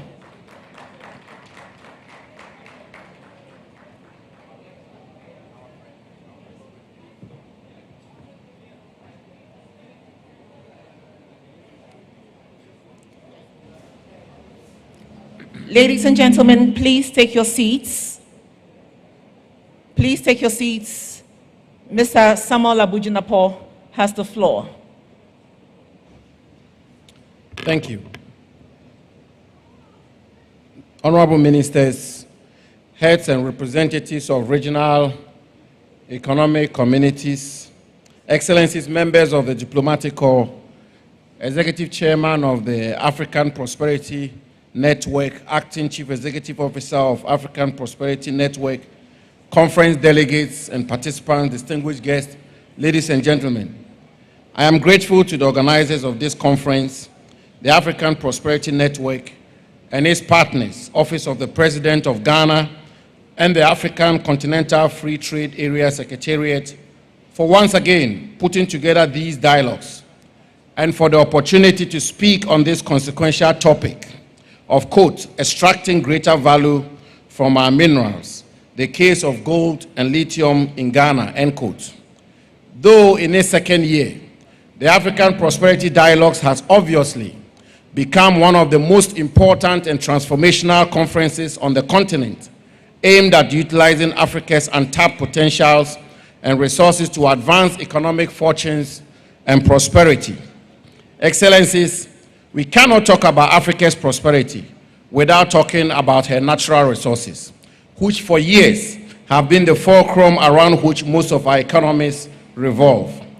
After years of mining, Africa still holds some 30% of the world's mineral reserves, with large deposits of green and emerging minerals, including 91% of the platinum group of metals, 79% of phosphate rock, 53% of cobalt, 46% of manganese, 35% of chromite, 25% of bauxite, 21% of graphite, 6% of copper, and substantial reserves of lithium, iron ore, and rare earth elements.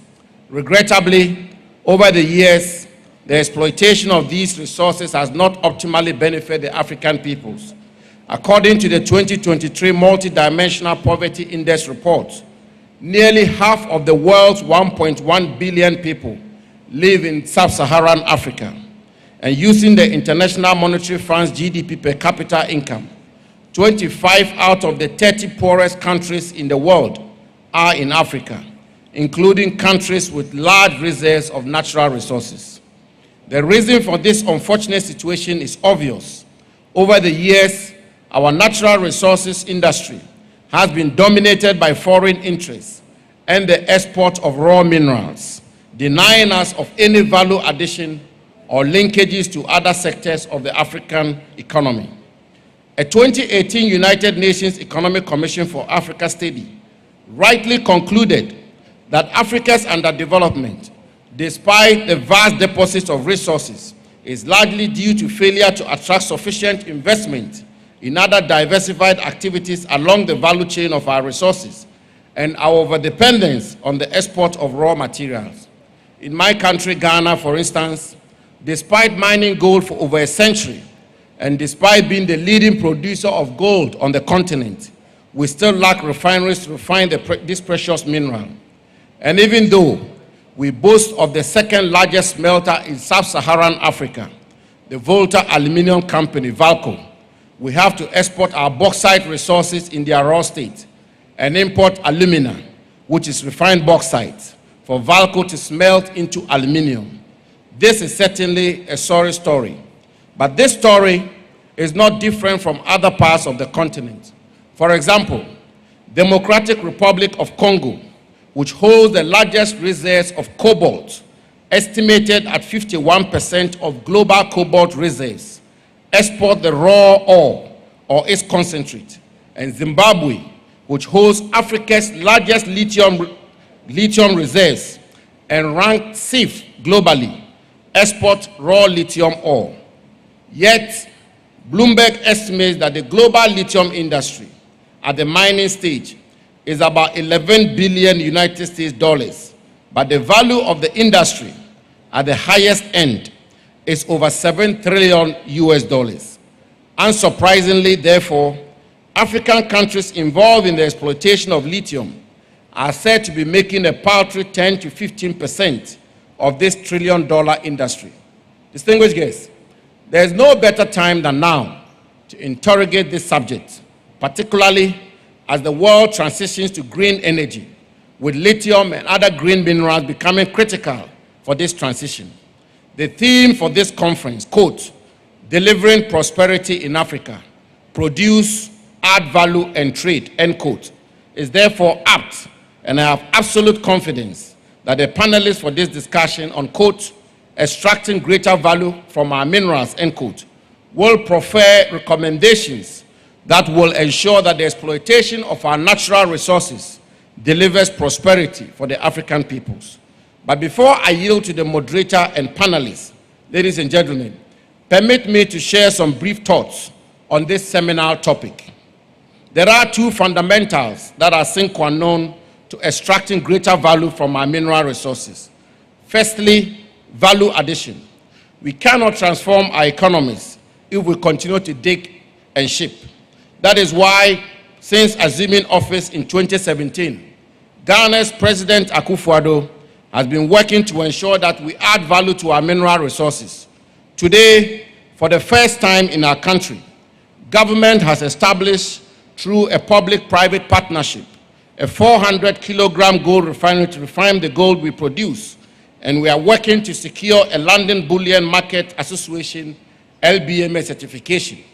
The Ghana Integrated Aluminium Development Corporation, GIADEC, and the Ghana Integrated Iron and Steel Development Corporation, GISDEC, which we established in 2018 and 2019 respectively, have been working to promote and develop integrated aluminum and iron and steel industries, from exploration through refining to downstream production. And work is far advanced for the commencement of the construction of a 450 million United States dollars manganese refinery here in Ghana. Secondly, is indigenous participation. To derive optimal benefit from our natural resources, African peoples must participate fully across the entire value chain of the industry. Our peoples must have equity in the companies involved in the exploration, production, and processing of our mineral resources. It is for this reason that the government of Ghana is working with the Ghana Chamber of Mines to ensure that large-scale mining companies operating in our country list on the Ghana Stock Exchange to enable Ghanaians acquire shares in these companies. We have also enacted the Minerals and Mining Local Content and Local Participation Regulations 2020, LI 2431, to promote local content in the mining industry. Pursuant to this law, we have increased the items on the local procurement list of goods and services reserved for Ghanaians from 29 to 50, retaining here in our country some 3 billion United States dollars annually, which would have otherwise been exported. Ladies and gentlemen, needless to point out that across the globe, wherever natural resources have benefited countries and its citizens, whether in Canada, Australia, or China, it has been hinged on these two fundamentals. We must therefore pursue value addition and indigenous participation in the exploitation of our natural resources with utmost vigor, resilience, and resolution. That is why President Akufo-Addo insisted that we develop a policy for the exploitation and management of our green minerals. And without that, no lease should be granted for this exploitation. Consequently, we have developed a policy which provides for a minimum of 30% indigenous participation, a strict requirement to list on the Ghana Stock Exchange, enhanced local content, increased royalties, and mandatory establishment of a refinery to ensure that we do not, under any circumstances, export our green minerals in their raw state. It is on this basis that last year we signed our first lithium mining lease, which in addition to the above also provides for 1% growth and sustainability levy and an additional 1% community development fund. We are aware of the challenges associated with building an end-to-end lithium battery industry with advanced mining countries like Australia, which accounts for over 43% of global lithium production, exporting over 90% of their lithium spodumene to China, the only country with an end-to-end industry. But we are poised here in Ghana to retain as much as practicable a significant amount of the value in our country to ensure that we construct linkages to other sectors of our national economy. Honorable Ministers, Excellencies, distinguished guests, ladies and gentlemen, in conclusion, if Africa will benefit from its natural resources, particularly in the wake of the emerging critical minerals, we must adopt a common position on the exploitation and management of these minerals. It is self-defeating to have a situation where one country is insisting on value addition, indigenous participation, and enhanced fiscal benefits, while another is opening its doors to companies to extract and export these minerals in their raw state. Working together under the auspices of the Africa Continental Free Trade Area Secretariat, we can have the bargaining power to insist on the twin prerequisites of value addition and indigenous participation. Africa can and must benefit from her mineral resources, but it requires concerted efforts and the commitment of all. It requires policies and strategies that not only ensure that we mine sustainably, but also add value to what we mine. It requires policies and strategies that will promote intra-African trade for our mineral resources to retain the value of these minerals in continent. We are enjoined by the African mining vision to use the exploitation of our mineral resources to underpin broad-based sustainable growth and economic development. Let this dialogue, therefore, serve as a clarion call for us all, governments, private sector, civil society organizations, and academia, to work together and leverage on our mineral resources to propel resource-based industrialization for the development of our countries, thereby unleashing the much-needed prosperity for the long-suffering peoples of Africa and secure their well-being. I thank you for your attention.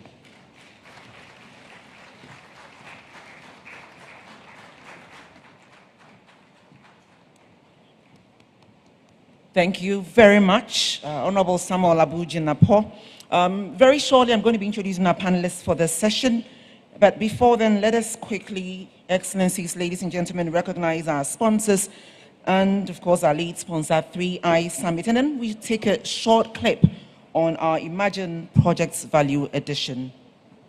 Recognizing Africa Prosperity Dialogues 2024's strategic, institutional, and knowledge partners.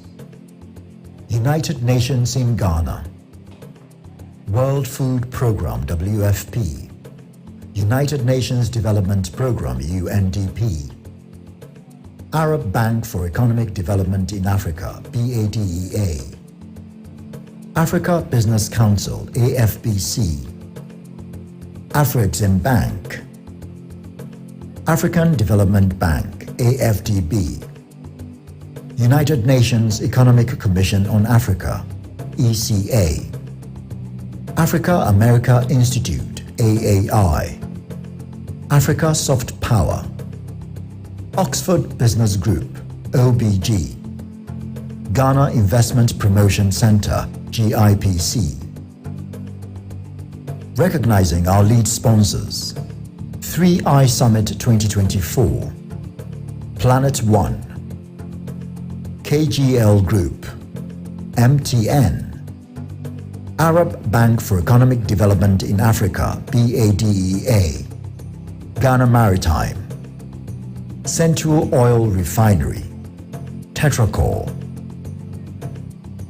Recognizing our sponsors.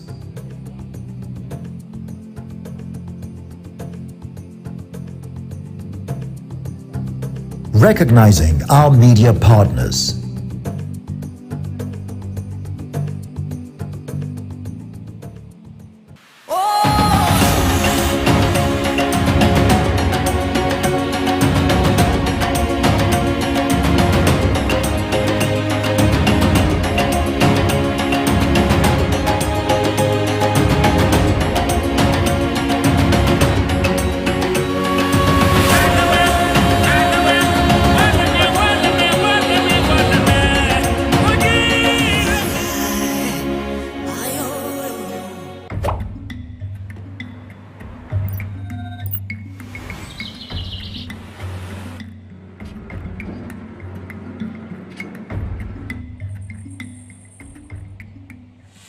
The Africa Prosperity Network, in collaboration with the KGL Group, present the Imagine Project, transforming the continent.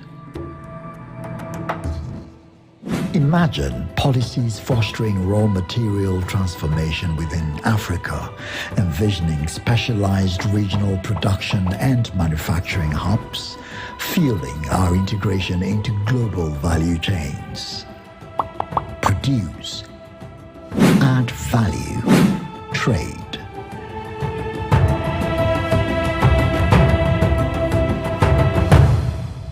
Once again, a big round of applause for all our sponsors, ladies and gentlemen. So the topic is getting on the value chains of Africa's natural resources. Our panelists, and shall we invite them to take their seats as I begin to mention the names. Honorable Herbert Krapah, he is the Deputy Minister of Energy, Ghana. Bridget Mochepe is President, South African Mining Development Association. Engineer Emeka Okosa is Group CEO and Chairman, Oilserve Group.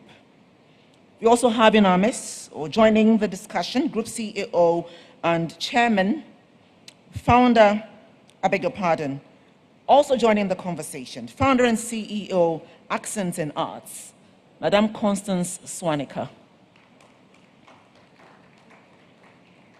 Olakunle Williams is CEO, Tetracor. Edward Nanaya Kranteng, CEO, Minerals Income Investment Fund, Ghana. CEO, Cybel Energy Limited, Beatrice Mensah Tayui. And then, of course, last but not the least, Dr. Eugene Itua, CEO, Natural Eco Capital and Regional Coordinator, West Africa Capitals Coalition Hub. Our panelists, ladies and gentlemen, once again for them. Our moderator for this session, Mr. Egbert Fable Jr., he is the Chief Executive Officer of the Petroleum Commission of Ghana. While we wait for our moderator to take his seat, ladies and gentlemen, once again, please take a moment, get on your phones, and share with us your views, your thoughts on today's sessions. Thank you. Good afternoon, ladies and gentlemen, excellencies. It is a privilege to join you at this rather important event to discuss matters of critical importance to all of us on the African continent. And as I listened to the Honorable Minister for Lands of the Republic of Ghana, my very good friend, Honorable Samuel Abu Jinapor, I thought that he brilliantly outlined the issues confronting Africa as far as our natural resources and value addition or value creation to them are concerned. That having been said, we'll plunge straight into this session, and I just want these ladies and gentlemen, esteemed ladies and gentlemen, I should say, to have a shot each at this issue. If indeed all the statistics and the data available show that Africa is very much laden with natural resources. Why is it that in all of this, our balance of trade and balance of payment situations as African countries remain the way they are? So maybe I'll start with you, Constance. Thank you very much. I think for me, I would like to play the devil's advocate and ask yourself that if there's maybe a greater conspiracy to ensure that we don't add value to our raw materials.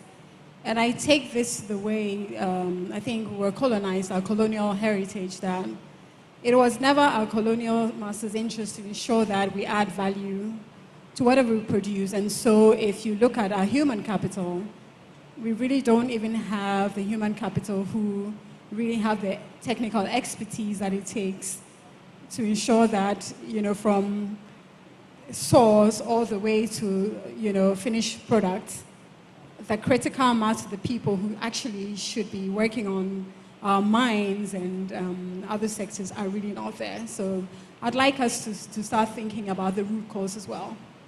Thank you very much. So Bridget, why is Africa poor in spite of all the resources that we have, and why are the terms or the balance of trade terms and the balance of payment terms not in favor of Africa in spite of our natural endowments? Why is Africa poor? When I started in mining industry as the first black producer of hardcore mining, construction and development in South Africa, I was the only black, and Patrice, my brother, also participated 6 years after. Africa, at that stage, did not have mining companies that were locally owned. And that was in 1986 when I started. And black people in South Africa were not even allowed to own mines and even to be involved in mining construction. So I come from a royal family where we owned the mineral rights as a tribe. And then we used to lease these mineral rights to the mining producers for royalty payments so that we can build our own roads and create our own clinics and not depend just on government to create the schools and everything else. And that did not happen. So what happened is that when Mandela became the president in 1994 in South Africa, but then I had already been very active in South Africa as a mining producer, of course. Ashanti Goldfields in Ghana, my company, Shelf Sinkers, did a lot of mining construction for Ashanti Goldfields. It's now called Anglo Gold Ashanti. But what we did as black producers in South Africa, starting with the women, and my brother Patrice also at that time was a mining lawyer, and now he's a mining construction company, owns mines all over. But we learned that, as you say, my sister, the expertise. We learned that if you don't have the expertise, and you don't have the right to know how to mine, you'll never be able to even be in control of your destiny.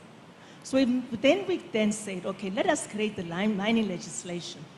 And I then was very active at that time because the white producers, 83% of the resources and reserves in South Africa were owned by 4 companies, Anglo American, Goldfields, Angloval, and De Beers. And it was very important for the state to become the custodian of the mineral rights. So we did a nationalization of the minerals, and we call it custodianship. So that every producer who were white before, who could not own the mineral rights, because 83% were owned by these few companies, can also get access. So then I set up the Junior Mining Chamber, which is companies that own an asset base. They have an asset base of 50 million to 7 billion. Above the 7 billions were the multi-conglomerates. And then that chamber consisted of a lot of former white producers that said, yes, South African government, you can nationalize, but we call it custodianship. What pained me the other time, when I was the keynote address speaker at the DRC, and the Minister of Mines was there, and also the Chamber of Mines president was there, the first question I asked is, how many of the local people own mines? And I was told, no one. I said, Minister, is that for sure? And the Chamber of Mines president said no. But I said, since 1963, you've been having independence. Bridget, we will come back on a more expansive note, Yeah. but I want to go to Minister Krapa at present so others can have their shots, and then in the second round, you have a lot more time to expand on some of these points. Right? Yes, thank you. Thank you very much, Mr. Fable. I think mine will be the worst of the offenses if I didn't take a moment to congratulate Gabi and the team, the APN team, for pulling this conference together. I was, in close proximity when the idea was birthed, and sitting behind and watching Gabi and the team organize this conference and this summit year after year, the second in the series, and being the commanding conference now, gathering for bringing the ideas of the AFCFTA together into reality. I think they deserve to be commended seriously for that. I think I understand it that the part of the problem has really been Africa's own story in terms of how the order of things were pre-colonial times and during colonization as well, and how economic factors were arranged for the African people. But I think it's been decades since that matter has been out of the way, and so now it's really about us closing the gaps. And I think we need to be more intentional about a number of things: policy, financing, value addition, technical expertise, and a host of things that I believe if we're able to close the gap, infrastructure, we should be able to take more advantage from our natural resources, and we can go more deeply into them when you're ready. Thank you very much, Minister Krapa. I must say that he happens to be my boss because he's a Deputy Minister for Energy, under whom the Petroleum Commission, where I work, sits. So I'll be careful with my questions. But Olakunle, your shot. Thank you very much. And I think I joined the Deputy Minister in congratulating Mr. Gabi and the team. I think it's a very important conversation and dialogue. But I would not want to belabor the conversation with the question you asked, because you are speaking specifically to the problems, and I think that we'll still have more opportunity to discuss the solutions. For me, I'm an energy player, and as an energy player, the one thing I see as a major problem why we've been unable to translate the huge resources that we have in terms of human, physical, and natural resource to economic growth, obviously is because we've been unable to harness energy in an effective way. African continent is plagued with energy insecurity. When we talk about energy insecurity, we're talking about energy we don't have access to energy. And in many cases, we are plagued with our ability to afford the basic cost of energy. And so when you compare the average African with the average Caucasian or anybody in the developed nation, you see that they have 5 times more energy that's available to the average African. What that means is that we don't have enough energy to engage in the productive sector of the economy in a way that we can translate our resources, our huge resources, into economic prosperity. So we look at the entire, from an historical perspective, we see that the problem has occurred for several decades. Even though we've been blessed with, over the last couple of years, huge reserves when it comes to fossil fuel. In Africa, we have about 800 TCF of proven gas reserves. The reality is that today, we're unable to translate that to any form of economic growth. One is because we've been, and like the Honorable Minister said, we have been a major supply chain, raw material supply chain for the developed world. And the developed world have used our raw materials essentially to grow their economy and develop that, and achieve economic prosperity. If we have to engage effectively at this point, what that means is that we need to look at the number of opportunities and options. But you allege that we sit and look at the developed world, use our resources to develop themselves. There's an African proverb that goes that you cannot shave a person's hair in their absence. So as the West comes for our resources, you are seated at a table, you are being given a haircut. What do you say to ensure that you are given a haircut that makes you look good for the rest of the world? Sorry, take that again, please. I'm not sure I got that. Your contention is that yes, the West uses Africa's resources to Absolutely. develop, itself. That's a fair point.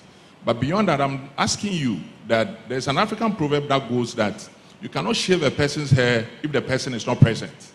So the person, the West that is coming for your resources to develop their countries, they come to you, you are present, they negotiate with you and take the resource. So if you indeed you cannot shave a person's hair in their absence, why would you make the allegation that the West uses our resources to develop themselves when indeed they come to you with very open arms and then you also receive them and give them your resources to go develop That's a theirs? valid question. I think it's actually stemming from our inability to have a very clear economic blueprint, right, in Africa with regards to how do you effectively drive that participation, collaboration between the public-private sector in being able to productively harness the resources that we have, and then focus it on what are those drivers for economic growth in Africa, which will be industrialization, which will be that we have a clear economic blueprint as to how we can harness our resources, how we can develop it, how we can build infrastructure end-to-end across the value chain that ensures that we can get those resources to the industrial areas that will drive growth. And let me give you an example. If you see what China did in the 80s, in a little less than 2 decades, China was able to lift out about 800 million people from the poverty bracket into the medium income class. And all that was achieved by focusing on industrialization. So I think that if we have that blueprint that tailors our energy to industrial growth, to great power generation, ultimately that gives us a clear blueprint in which case it helps us to reduce our reliance on So let me go to Nana Yao. Nana Yao, you are chief executive of the Minerals Income Investment Fund. So I believe that what you do there is to, the accruals that we make, you invest some of them. But beyond adding value to gold, our gold exports and what have you, and investing them, which one do you think should take precedence over the other? Thank you very much, Egbert. So now trying to see whether I was supposed to answer your first question as well. And I think I'll be quick on that one. So I think there are 3 major issues. That is getting us to fail to add value, or in your words, why we have our balance of payments is actually in the negative. The first one is policy deficiency. Second is the lack of value addition. Third is lack of cooperation. I think I loved Constance Swanika's initial remark when she mentioned that we are following the blueprint of the colonial masters, where the entire or the whole blueprint was actually just extraction. We have failed, and that goes to all of us over the years, to build on policy. We've failed, and that's why I say policy deficiency. We've failed to put in structures that will allow us to add value. We've failed to cooperate as African countries, because pre-colonial times, there was just really no colonial borders. But it's interesting, and I think it's important that we all know or get to understand that value addition was in existence before colonialism actually came in. For those who've been following the news, I believe you saw the artifacts that has been loaned back to us. We had artifacts stolen, beautifully crafted gold items that were stolen in around 1876 or so, Sagrenti War, and the British government has loaned it back to us. That exemplifies, or that shows that value addition was actually taking place. But following post-colonialism, we've actually maintained the colonial blueprint. It's just until recently that countries like Ghana have started looking at policy, and I believe the minister mentioned it, and again, that dovetails into the question that you're now asking. Whether value addition is more important than just extraction. Definitely. Value addition is more important. If you look at the gold market, for example, we're exporting about $6 billion worth of gold. We are Africa's largest gold producer and number 6 in the world. But the jewelry market is about $300 billion. And again, I take us back to the fact that we were actually adding value to our gold, and that's jewelry. Jewelry market is $335 billion or so, and Ghana is not even having a clink at that market. So value addition it's all about value addition. And for Minerals Income Investment Fund, this is what we are looking at. And when we say value addition, we are looking at a 360. We are looking at value addition in terms of capital markets, where we're looking at products like the gold-backed ETF, which can be on the bourse, the West African bourse. It can be on the Nigerian stock market. It can be on the Kenyan market. We are looking at lithium, for example, which, again, the minister did mention about value addition in terms of processing. How do we leverage this to even support the EV market? Ghana now has an EV strategy, has a critical mineral strategy. How do we leverage on this? So these I believe, are the questions that we should be asking. You raise some very important points that will require us to go around and come back to you. But I will, for now, go to Beatrice and take her opening comments on this balance of trade, balance of payment, value creation matrix that I'm trying to build. Thank you, Everett. Standing on existing protocol, I'd like to acknowledge our dignitaries and to profoundly thank the chairman of APN, the acting CEO, who's a good friend of mine as well. And this is a necessary platform. I don't think Africa does not know what to do. I think Africa may not know how to do it, because there's a certain amount of discipline that I think is necessary in order for us to leapfrog to the next stage. Having said that, I can speak to my industry in oil and gas. Africa is rich in crude oil. We are rich in so many resources. However, we're good at exporting to the West. We've known and had refineries forever. Nigeria has had refineries. Cameroon, Ghana. However, somewhere midstream, these refineries did not work. Today's thought leaders are thinking differently. We now have the Dangote refinery, which would serve as a clearinghouse for most of the nations in the region, at least. But I say this to say, if you look at the top executives in that refinery, I challenge you to find a lot of us. So we must have that difficult conversation. We must speak to discipline. We must speak to accepting mediocrity as a status quo. And so once we're able to have those kinds of conversations, then we know what we're going to leave behind to the new generation that's obsessed with social media and with soft life. Because if we expect them to have the kind of Africa which will have intra-Africa trade, we are going to have them be prepared to carry out in excellence and not in mediocrity or running away from the processes that it takes. I'm blessed to have the most amazing legal team, and you truly cannot have an intra-trade where you have different cultures, different legal framework, and you don't understand what it's like to go to litigation should something go wrong. I'm blessed to have ALA, and I'm blessed with the fact that they were in Guyana when I stepped into Guyana, and that makes a difference. Very well. Congratulations. Now, Eugene, a lot has been said around the table about this balance of trade, balance of payment, issue, and I want you to touch on that briefly, but mainly I want to start with you with respect to the second round on the value chain aspect of this whole discussions.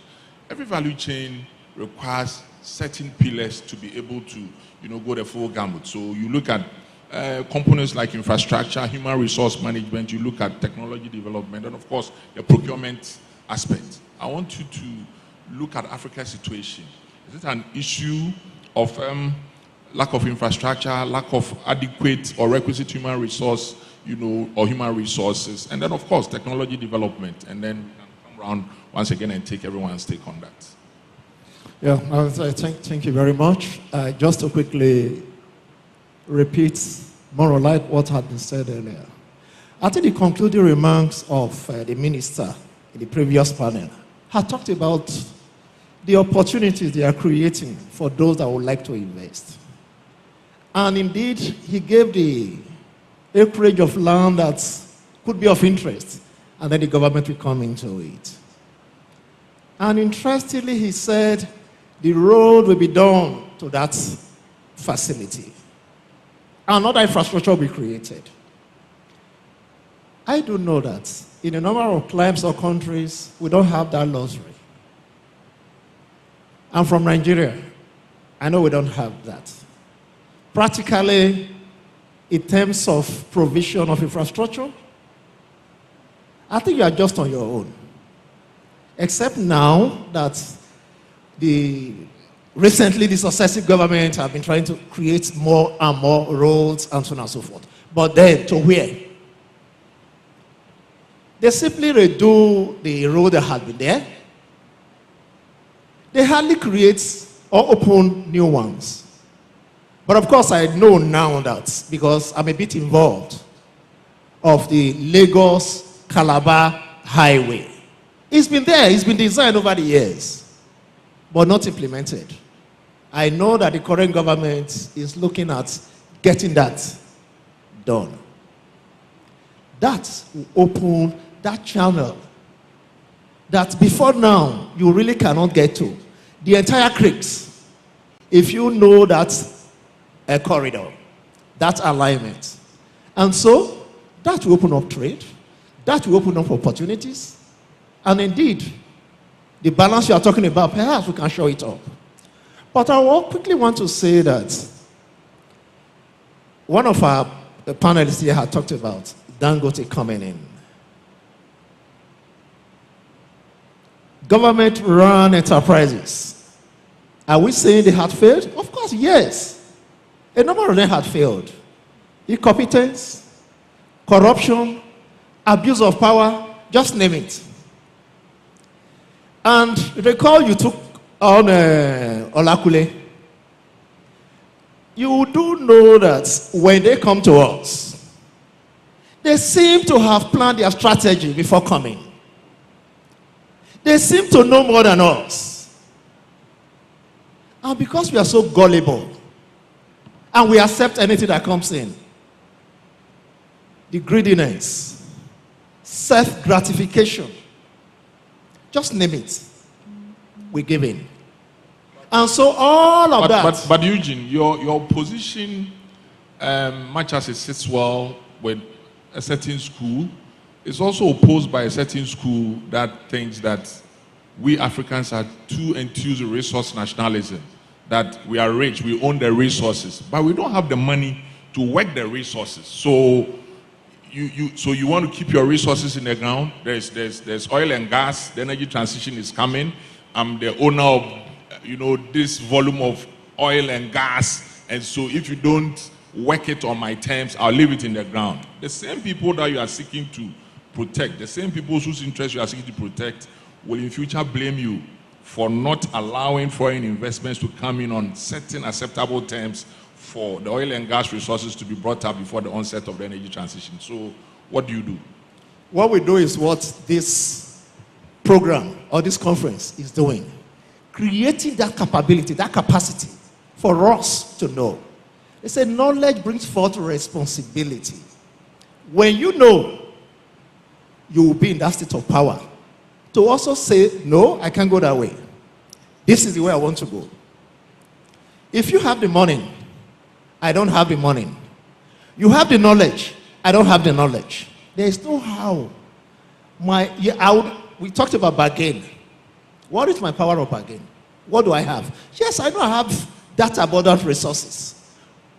We know that for now, as at 2018, it is said that we have at least $6.2 trillion of natural capital. Where opportunities abound. Resources are there. But the question is, what power do we have?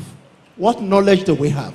I think it is now we're beginning to get it right. We're beginning to understand that, yes, we can look them into the face and say it is like this. It is not like that. Very well. I think that is the way it has been. We'll come back to Take note, I will make the last one. A number of our countries are beginning to turn around the laws. We had, over the years, rely on the laws that they assisted us to create, that were not favorable to us. I think it is now we're beginning to understand that, look, we need to change the dynamics the way it's we'll come back to it, but let me quickly go to Constance once again. With respect to the components of value addition, value creation, I mentioned the fact that one of the key components is human resource development. You've been doing a lot of good work with a lot of our youth with respect to training them to be able to unleash their true potentials in the exploitation of some of our resources. Can you bring us to speed with some of the initiatives you are doing and why you think that the human resource development component should not be blinked in this quest to add value to Africa's resources? I graduated from Premier University of Science and Technology, and only 3% of our graduates have had any industry experience. And so we are churning out all these engineers who've never actually gone on a site, or have never even seen an oil rig. We also talked about the opportunity of how we can leapfrog. And so I think the question really is about how quickly we're able to reskill and upskill a lot of the graduates that are coming out. And of course, we also have a local content bill. That means that if you're coming to extract or to work alongside us, skills transfer. So how do we embed technical exchange into some of the contracts that we're signing? The other thing that we also grapple with is the poor perception that comes with seeing somebody wearing an overall and looking very dirty. You're building competencies, but again, we're grappling with this grammar colonial educational system that we've inherited. And so I think the opportunity for me is how quickly are we, going to encourage young people to actually see that using your hands to, dig deep into where we extract these minerals is where, how to close the gap would really begin to unlock some of the conversations that we're having today. So let's go to Bridget. Bridget, you have very, significant experience in gold mining. What is it that you've done or gotten right in South Africa with respect to gold mining, diamond mining, that you recommend to the rest of Africa with respect to value creation for our natural resources? I think what we need to do when we talk about countries, we have to look at our legislation. So what I was going to say before we ask the others to talk is that part of what we did in our country was to look at the legislation that we inherited from the previous regime. And then we created the new South African legislation. And one of the legislation that has to do with beneficiation, which is value added. I'm going to just read something that says, Section 26 of the Mining, Minerals and Petroleum Resources Development Act. It says here, any person who intends to beneficiate means manufacture and add value. Any mineral mined in the Republic of South Africa outside the Republic may only do so after written notice and in consultation with the minister. And the minister, if anyone wants to beneficiate, buys from outside South Africa that mineral, that minister can ask that mining company, who is your client? And that client, whether it's a Mitsubishi or whether it's maybe Caterpillar, Barloworld, who builds Caterpillars, whatever, will then say, I have a factory maybe in China. And the minister, in consultation with the Minister of Trade and Industry, will then call the company and say, why don't you do it in South Africa? And because we've got special economic zones, which are tax incentive zones. And then by so doing, the mining company can then encourage the end user that the mining company sells to open those factories in the special economic zones. Now, what I'm saying as the Goodwill Ambassador for the African Union Parliament, and I'm saying that we should not just do the localization of the end product in the country alone. We must have an integrated resources development program where we look at the strategic minerals in the adjacent countries and say, country X, you've got this mineral. Can you maybe, South Africa does the local the manufacturing of BMWs, whatever. But why should all the end products come from us? Look at the countries in our surrounding in Africa and see which country can maybe do the nuts and bolts, which country can do the body of the car, which country can do the seats. And then we'd have an integrated resources development model. And I'm very happy to say we've got President Chissano, who's been so interested. He's been sitting here, listening to everybody, and like a university student, taking notes. And he represents the Africa Forum, as you know, the 34 former heads of states that are part of the Africa Forum. And President Chissano, our hope and our belief is that you are still there. And we need to make sure that we use the African leaders, the business leaders of Africa. Let us see and sit with the Africa Forum with your advisor, Mr. Ribeiro de Souza, and see what we can do together with the former heads of states in making sure that everything that we complain that has to do with government is supposed to do this, government is not doing that, government says to come aboard, government is not, that we then can, with the African Union Parliament, where I am the special envoy for inter-Africa trade. Thank you very much, Bridget. But Minister Krapo, I'll come to you, and with you, for this second salvo, I want to say that there is an African proverb that says that when those who are beating the drum change the rhythm, those who are dancing ought to change the style. So, for example, if High Life is being played as a rhythm, you cannot be dancing to reggae. In the circumstances, considering that we have the resources, we should be the ones playing the drums for those who are interested in our resources to dance to the rhythm we are beating. Unfortunately, from a policy standpoint, and I've heard a lot of policy talk around the table, everybody is virtually talking about the need to change tack, the need to change policy. You sit as Deputy Minister for Energy in Ghana.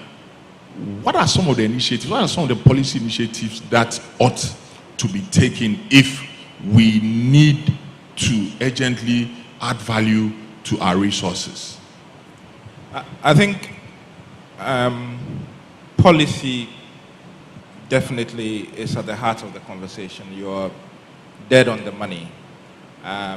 Except I think we risk oversimplifying the problem that we have with our natural resources and where we currently are. I think if it were so straightforward, I'm sure all of the African people, with all the capacity that we have on the continent, I think it should be a matter that we won't be discussing here at all. Perhaps okay, so Minister, you raised a very important point. But for example, there are some Ghanaians who are, for example, not very much excited about the fact that the headquarters of AFTA is sited in Ghana. Because apart from the nice building and everything that you see, international trade is a specialist area. If we want Ghana, if we want other African nations to benefit, what are the studies that are being undertaken in African universities across the whole of Africa for Africans, young economists, young lawyers, young persons interested in trade to understand the concept of WTO, how it relates to Africa, and how AFTA fits into the whole matrix, so that even intra-Africa trade, which is not at a very good level, will be turned around. So, those are some of the policy initiatives that people are very much concerned about. No, you're right. And I think it comes down to the question of leadership. As I said in the first round, I think we really have to be intentional as leaders about the policies that we institute and the outcomes that we desire from those policies. If you take, for instance, the question of Ghana, under the leadership of President Akufo-Addo, he has been clear that what we suffered with gold and bauxite, we won't suffer with lithium. We won't suffer with magnesium, with aluminium. And so all the integrated aluminium industry that is being built, the magnesium refinery, manganese refinery that is about to be set up, the lithium contract lease agreement that has just been signed, and you heard the minister tease out the significant portions in terms of how it ensures that we don't export. I think that's the big pie for leadership to really, take hold of. And once you do that, in terms of putting in the regulation, the institutional framework, the legal framework, so that you are clear what the resources, how you are going to add value to the resources, and who are going to be involved in that value addition. Then you have to now move systematically into the main tangibles. And the biggest of them, I think, is financing. The reason why you have the resource, yet you don't dictate the pace of the conversation, the negotiation, is because you don't have the capacity to develop the resource and add value to it. So I think how we find innovative ways to bring down the cost of capital, for instance. Look at renewable energy. It costs less than 2% in Europe to finance renewable energy projects. It's costing something averagely 23% in this side of the world.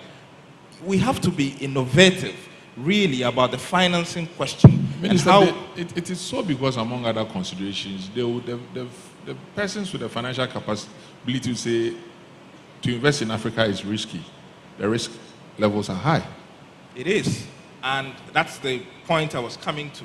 How we find ways to remove the risk, to ensure that we're able to get guarantees in. I'm excited, for instance, about the establishment of an Africa Energy Bank, which leverages Apple to ensure that we're able to finance on the continent renewable energy, petroleum development projects for ourselves.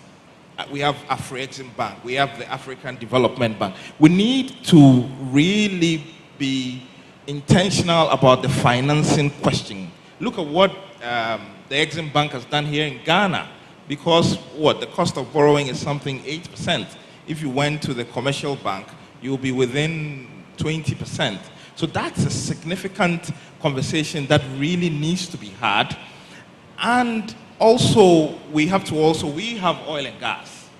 And we have to be also careful about not just jumping onto the question of energy transitioning, decarbonization, but utilizing really the resources, oil and gas resources we have to finance some of the, the green technologies that we're being urged to go into. I see that you are in a hurry to go, but I'll probably add the question of infrastructure as well.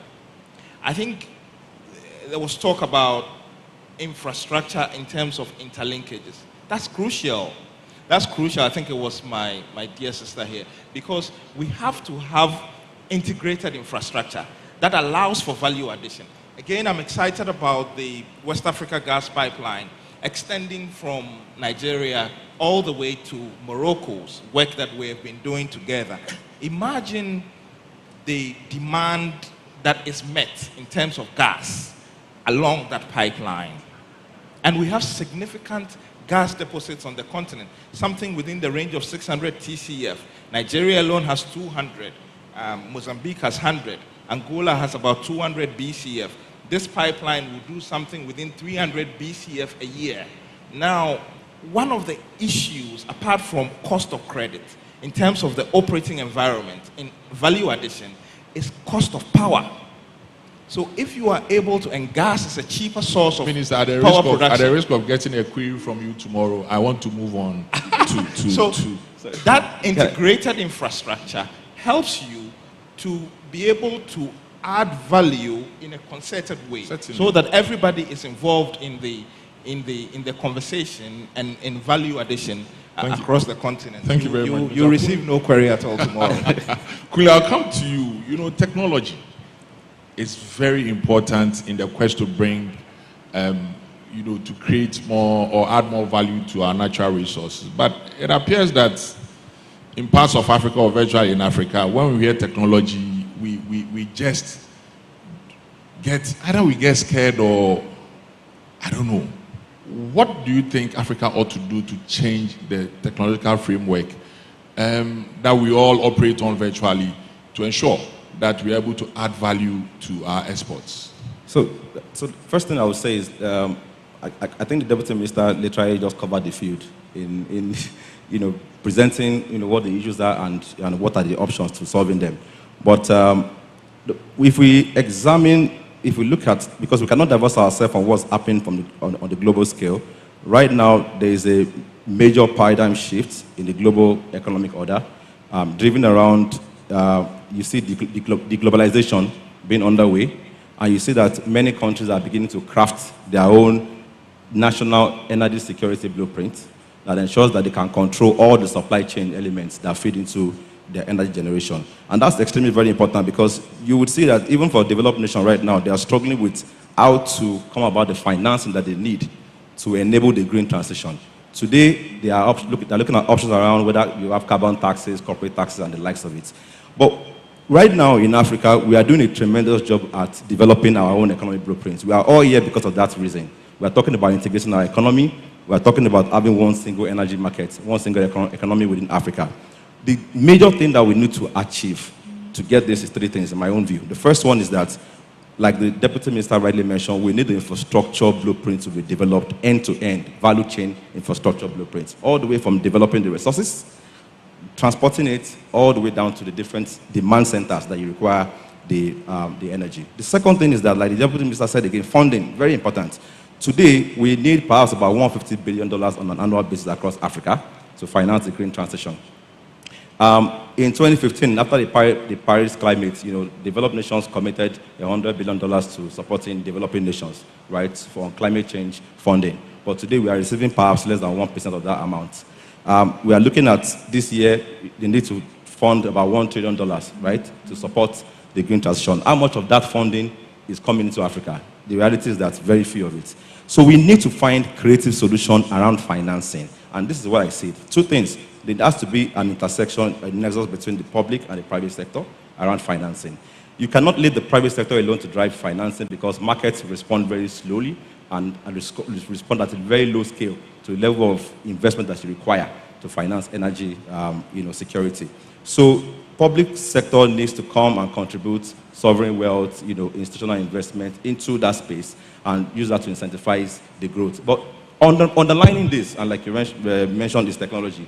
Today, technology is developing at a rapid pace across several scales. The first one is technology that is looking at decarbonization. For example, you have carbon capture storage technologies. The Deputy Minister said that we cannot abandon our fossil fuel reserves, and that's the reality of it. So what do we do? In Africa, we can begin to see how we can scale our natural gas reserves, for example, but incorporate carbon capture storage technologies that help you to abate some of the carbon emissions that you have in your production process, of natural gas. So that's one. Then we can also look at technology that helps us to improve our supply chain, connectivity, all the way from supply point to demand points. How do we use technology to integrate the supply chains and drive them under a strong local content program? So I think those three steps can potentially help to improve energy across. So let me go to Nana Yaw. Nana Yaw, in all of this talk about technology and all, it's clear that there's a need for funding, R&D. We need to put money in R&D. At the Minerals Income Investment Fund, let's look at even the mineral sector. Do you support R&D? Do you support the universities, the tertiary, the technical universities and other technical institutes in Ghana, for example, with respect to R&D? And if not, why not? Yeah. Thank you. The good news is yes. And I believe the establishment of MIF is actually one of the practical solutions for some of the issues that are actually being raised here. So yes, we are supporting technical universities. We believe in R&D, and very crucial. Maybe from our point, we may not necessarily call it R&D, but most importantly, exploration. And then supporting the value delivery process. And that's from end-to-end, that's from exploration, mine development, and then value addition. In terms of tertiary institutions, We have an arrangement with the University of Mines and Technology, for example, where we are constructing or supporting the construction of a technical building, which will also support the teaching of jewelry making in Takwa. We should cut the sword in about a month. We've also started the Women in Mining Scholarship Program, which starts in September this year, which is to give, and I hate using the word poor, but needy women or girls in mining communities who want to study both undergrad and postgrad at the University of Mines and Technology. So we are giving them full scholarships for that. Initially, we wanted to do women engineering, but we changed the scope and now going fully for women. So yes, we're supporting the tertiary institutions, but we believe exploration is extremely important. And for us as a Sovereign Wealth Fund, that's an area that we want to start focusing on. Ghana, forgive me if I'm using Ghana as an example, but Ghana is losing investment in the exploratory sector to countries like Burkina, Mali, and even Guinea, where political risks are actually even higher than ours. So to answer your question, yes, it's all in the affirmative. I'll direct a few more of the institutions to you for more support. But let me go to Beatrice. I mean, you touched on a very important aspect of all of this conversation. Others equally also did. But the bit you made about negotiations and being backed by a very good, legal team. Can you throw a lot more light on that? Because even at the national level, African states go into negotiations sometimes using consultants out of Africa. When there's homegrown talent, when there's African, legal representation that can do it for less. So I just need you to maybe speak or shed a lot more light on how you're able to clinch all the deals you've been able to around the world using homegrown legal representation. Thank you. I believe that Africa has some of the most brilliant minds. I don't think the intellectual capacity or the intellectual acumen is the issue. I do believe that the issue is discipline. The issue is trust. And most importantly, work ethic. How do you train someone how to do what they're supposed to do when they're supposed to do it? How do you teach someone critical thinking and analytical reasoning? Now, in my negotiations in the last deal, or the oil block we got in Guyana, we had the best at the table. And it's not so much the legal acumen of ALA, it was the discipline. It was the understanding of the business framework, the understanding of the landscape of the country. But more importantly, working above and beyond the call of duty. On the day we submitted, no one went to sleep in Guyana until 11 p.m. at night. I grant you, if you ask most people in Africa to work beyond their time limit, they probably wouldn't be happy with you. So these are some of the things where I say we accept mediocrity as a status quo. And I had a firm that was excellent in everything they did. They knew the law, not just of Ghana, but of Guyana, because I'm going in as a Ghanaian American citizen in a foreign country, which I was not well vested with the law. But they also kept it simple. I promise you, there was not a day that I called Stanley that he did not return my call within 30 minutes. And this is the law firm. Now, do we necessarily have to go and hire Winston and Strawn, hire all the US law firms? The answer is no. We do have the intellectual capacity. But I can also tell you that majority of our firms are not like ALA. I've had other law firms, and I've literally had to run after the attorneys to do what they're supposed to do. So it stands to reason that in whatever industry you find yourself, It's still about excellence. It's still about rising, because the cream rises to the top. Very well. Thank you very much. Eugene, I'll give you the last words. In the midst of all of this, clearly, Africa is viewed as a risk-prone, environment.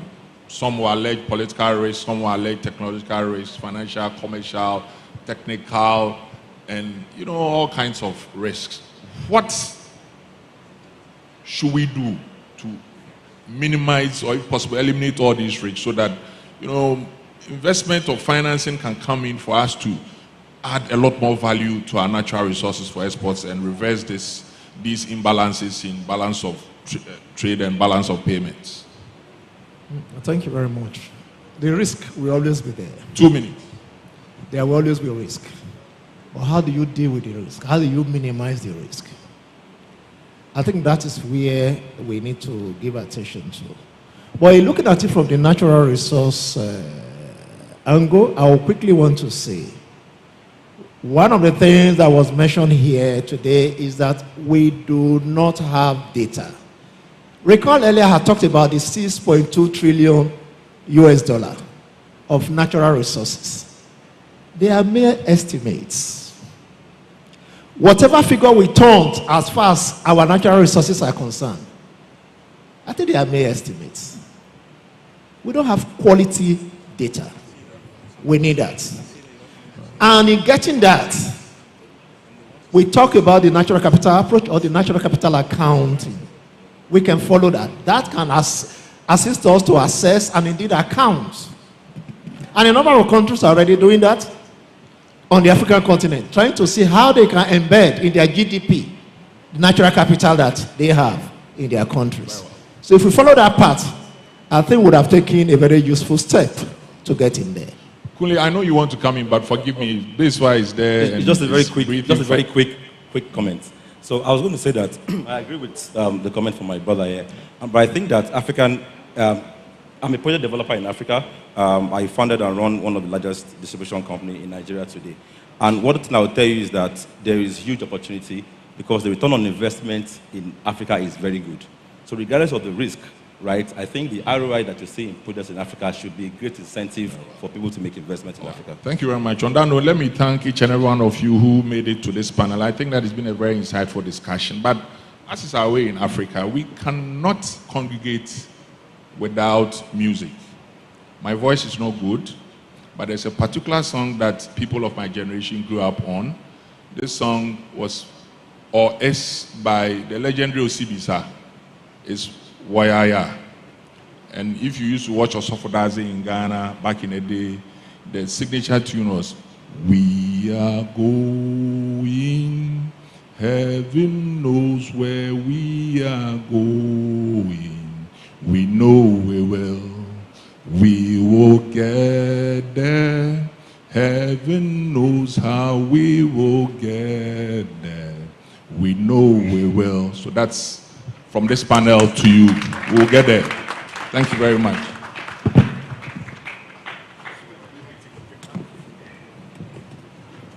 Thank you, Mr. Egbert Fable Jr. Panelists, a quick group photo, photographers. Okay. Natural resources obviously have been our competitive advantage over the rest of the world. Unfortunately, the story has always been that we have yet to reap the full benefits. I believe that conversations like this one that we just had is that one that will determine Africa's future and direction. If you agree with me, please give yourselves a big round of applause, because it's all hands on deck. And this is the platform, really, to make it happen. All right. Thank you.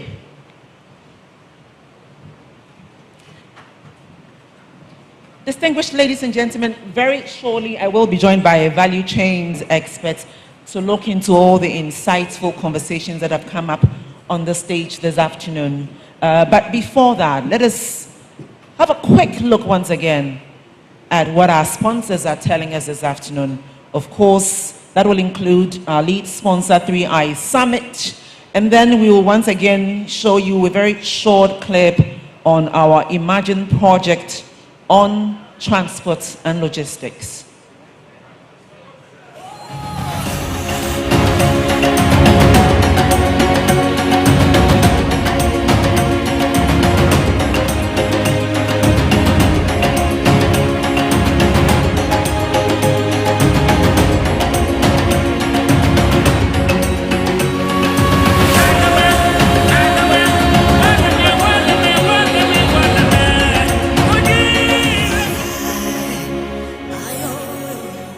Recognizing Africa Prosperity Dialogues 2024's strategic, institutional and knowledge partners.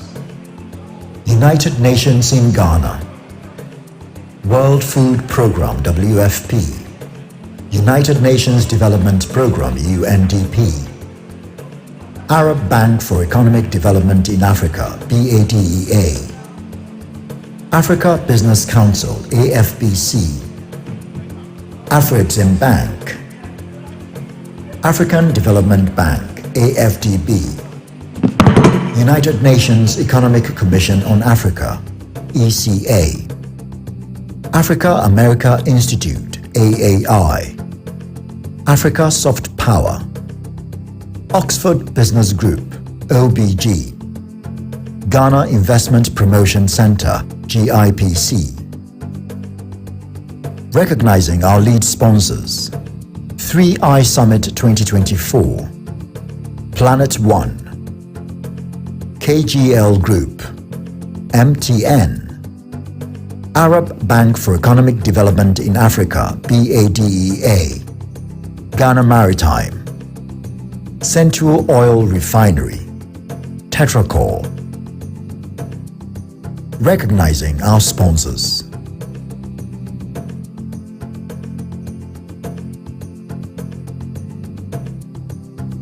Recognizing our media partners.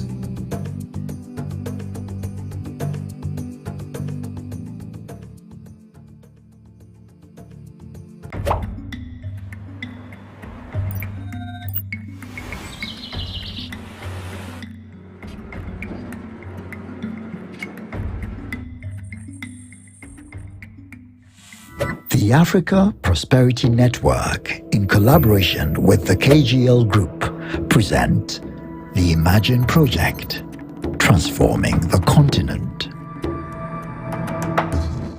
Imagine an interconnected rail network, reducing logistics costs and promoting seamless travel across Africa. Imagine an advanced infrastructure propelling intra-Africa trade.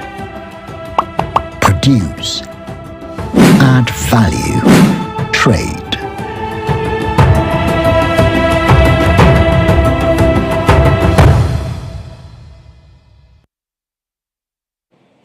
Thank you very much. Ladies and gentlemen, please take your seats.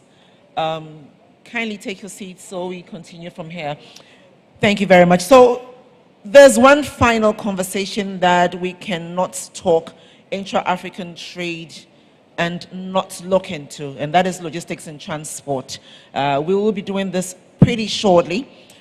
Just to say that a very big thank you to you once again for staying. I know that you all are tired, but we're gradually getting there. And without much ado, let me quickly bring up stage Mr. Boubacar Ismaila Diouf. He is the Minister of Trade, Industry, Regional Integration and Employment, and he'll prepare us ahead of this discussion. Mr. Boubacar Ismaila Diouf, while Mr. Boubacar comes up stage, yes. Whilst he comes up stage, let me quickly remind us that after all of it, there is a cocktail reception happening right down the hill at the Pediassi Valley Resort, and we all should endeavor to attend. Thank you.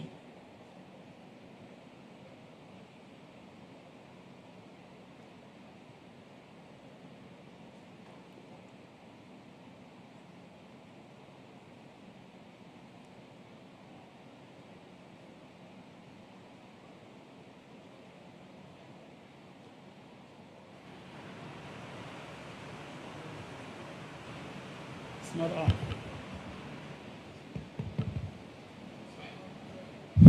Right, thank you very much. Of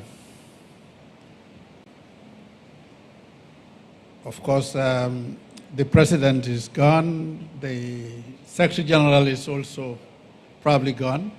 But all cabinet ministers present, members of the diplomatic corps, business leaders, private sector participants here present, members of the press. The theme for the Second Africa Prosperity Dialogue speaks volumes to Africa's economic predicament and paves the way for a continent never starved of great brains, but struggles to implement a winning formula to absolve ourselves of suffering.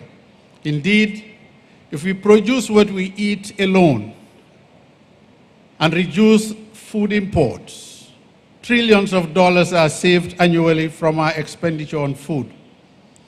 If we add value to all the raw materials we are endowed with as a continent, trillions get generated in export revenue, while millions of jobs remain on the continent. Intra-Africa trade, which could also generate trillions of dollars, shall grow exponentially. Consequently, Africa Continental Free Trade Area becomes a welcome reality. With the AfCFTA successfully implemented, an opportunity exists to attract investments in key areas for Africa's industrial transformation, boosting production, processing, and trade through a continental market of about 1.3 billion people and a combined GDP of approximately 3.4 trillion annually. The new market will raise the levels of trade among our countries and stimulate production through the development of regional value chains in manufacturing, agricultural processing, and other activities. The value chains will boost intra-Africa trade and strengthen African economic and commercial development if countries relax the tensions at all our borders to facilitate movement, not restrict movement. These objectives would not be achieved without improvements in transportation and logistics. The next panel will discuss a significant ingredient to making AfCFTA work, that is, transportation and logistics. We often cite poor infrastructure as impediments to African trade, and rightly so. However, with about 50 international rivers on the continent and 150 lakes that are larger than 10 kilometers square, several river basins, we can leverage river transport to facilitate trade across Africa. Given our beautiful landscape and a number of landlocked countries in the continent, rail links would be more than useful in facilitating trade in the continent. The landlocked countries would be easily integrated into the continental supply chains if we extend rail links to all countries on the continent. Unfortunately, only about a dozen countries have rail links, and only South Africa is the country with more than 20,000 kilometers of lines. Worst of all, almost all those rail lines are standalones. Air traffic in Africa accounts only for about 2% of global air traffic, while accounting for 18% of the world's population. IATA hypothesizes that if only 12 main countries decided, and I dare add, if only Nigeria and Ethiopia decided to open their countries to their various populations, they can generate GDP of about 1.3 billion USD annually on air traffic alone and 150,000 jobs. A reliable indicator is that 15 years ago, Ethiopian Airlines employed 4,000. Today, after opening up, they employ 17,000 due to the industry growth and the experience. Chairperson, transport and logistic infrastructure provides access to consumer markets, connects raw materials to beneficiation markets, promotes regional integration, and improves connectivity to the global economy. Furthermore, it has a direct bearing on a country's ability to deal with trade, imports and exports, the development of distribution routes, frequency of shipments, and the cost of freight, handling, storage, distribution, and related services. These variables affect the competitiveness of companies in a market and thus equally affect the competitiveness of a country.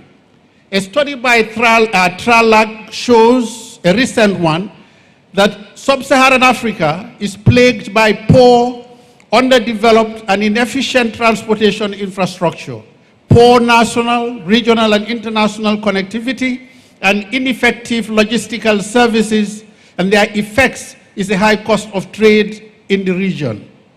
The situation affects consumer welfare as they limit their accessibility or access to goods and services, limits intra-regional trade, and increases the cost of imports and exports. The same study revealed that West and Central Africa have the highest comparative international transport costs and excessive transit times. Transport and logistics costs are amongst the highest in the world in these regions. The two regions also have the lowest international score on the perception of logistics service based on the efficiency of customs clearance processes, quality of trade and transport-related infrastructure, ease of arranging competitively priced shipments, quality of logistics services, ability to track and trace consignments, and frequency with which shipments reach the consignee within the scheduled time. The average cost to transport a container within West and Central Africa is about $2.43 per kilometer, which is 1.5 and 2.2 times the freight rates applied in South Africa and the United States. For landlocked countries, transport costs represent an average 45% of the value of imports and 35% of exports. This is much higher than the global average of 5.4% of imports and 8.8% of exports. These results are mainly associated with poor and underdeveloped physical infrastructure, lack of regional and international transport connectivity, and inefficient logistics services, among others. Piracy, mutual mistrust, among others. Chairperson, one can safely say that the AfCFTA, for it to work for the continent, the issue of transport and logistics must be addressed. Addressing the above factors would reduce in a significant way trade costs and make our continent attractive to trade and invoicing. I strongly believe that the African Prosperity Dialogue provides an interactive platform within the business environment ecosystem that can lead us to achieving this objective. Businesses and governments need to work together. Policies must be crafted and harmonized in consultation with business leaders and organizations. In conclusion, Your Excellencies, distinguished ladies and gentlemen, allow me to thank President Ruto of Kenya for moving swiftly to relax visa requirements for all Africans traveling to Kenya, and to President Kufuor for working towards the same goal. Africa, if I am being heard, please take the game beyond free visa or entry visas and allow goods across our borders to enable trade to boom. I thank you for your kind attention. All right, thank you. Thank you very much.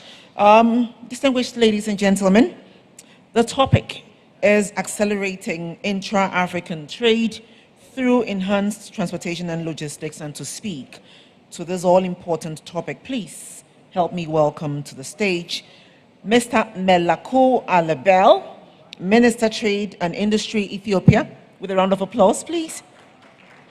Michael Ashagwe Luguje, he is the Director General, Ghana Ports and Harbors Authority, GPHA. I know we're tired, but we can do better. Thank you. Thank you very much. Pasyong Saiba Tambwe is Chairman, African Desk. Pasyong, please come up stage. We also have, as part of this panel, founder and chairman and CEO of the McDan Group of Companies, Mr. Daniel Macaulay. Thank you. Abdul Souley Diop is Managing Director, Mazarin in Morocco, and he's part of this panel as well. Mr. Diop, thank you. Ogbemi Ofuya is partner, Helios Investments Partners. And we also have Aminu Akadiri, who's the CEO, Federation of West Africa Chambers of Commerce and Industry. The rest are Sham Etienne Bama, who is Director, Commonwealth Enterprises and Investment Council, and Ipeleng Selele, Group CEO, RRS Trade and Investment, South Africa. Ladies and gentlemen, Dr. Nkiru Balonwu, she is the founder and creative director at Africa Soft Power Projects, and as well a board member of the African Prosperity Network, and she is our moderator for this session. Please give it up. While we wait for our moderator to get up, just a quick reminder that we have cocktail and entertainment at the Pidiase Valley Resort right after here. It is not too far off, just down the hill from here, and you want to be there. Finger licking foods, and that is in replacement of our coffee break. Even better, right? Please give it up for yourselves. Thank you.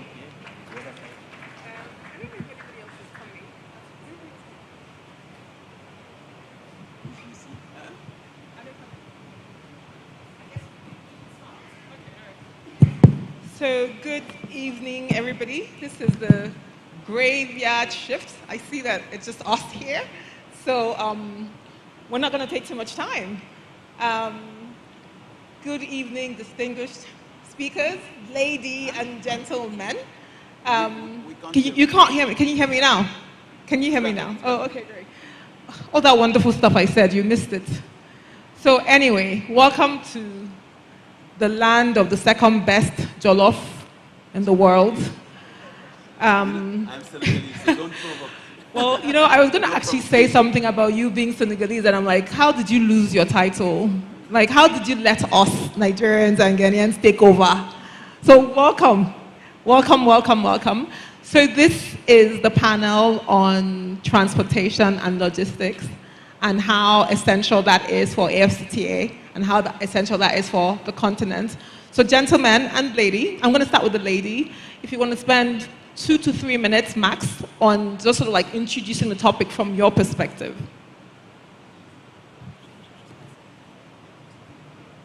Can you hear me? Thank you so much for having me, and also just to thank the organizers. Gabby, thank you very much for having me here. Very happy to be home. My name is Ipeleng Selele, as I've been introduced, the founder of RRS Investment. In fact, I wear different hats. I am also serving on Siemens Energy. I also serve on Telkom, Pty Ltd, South Africa.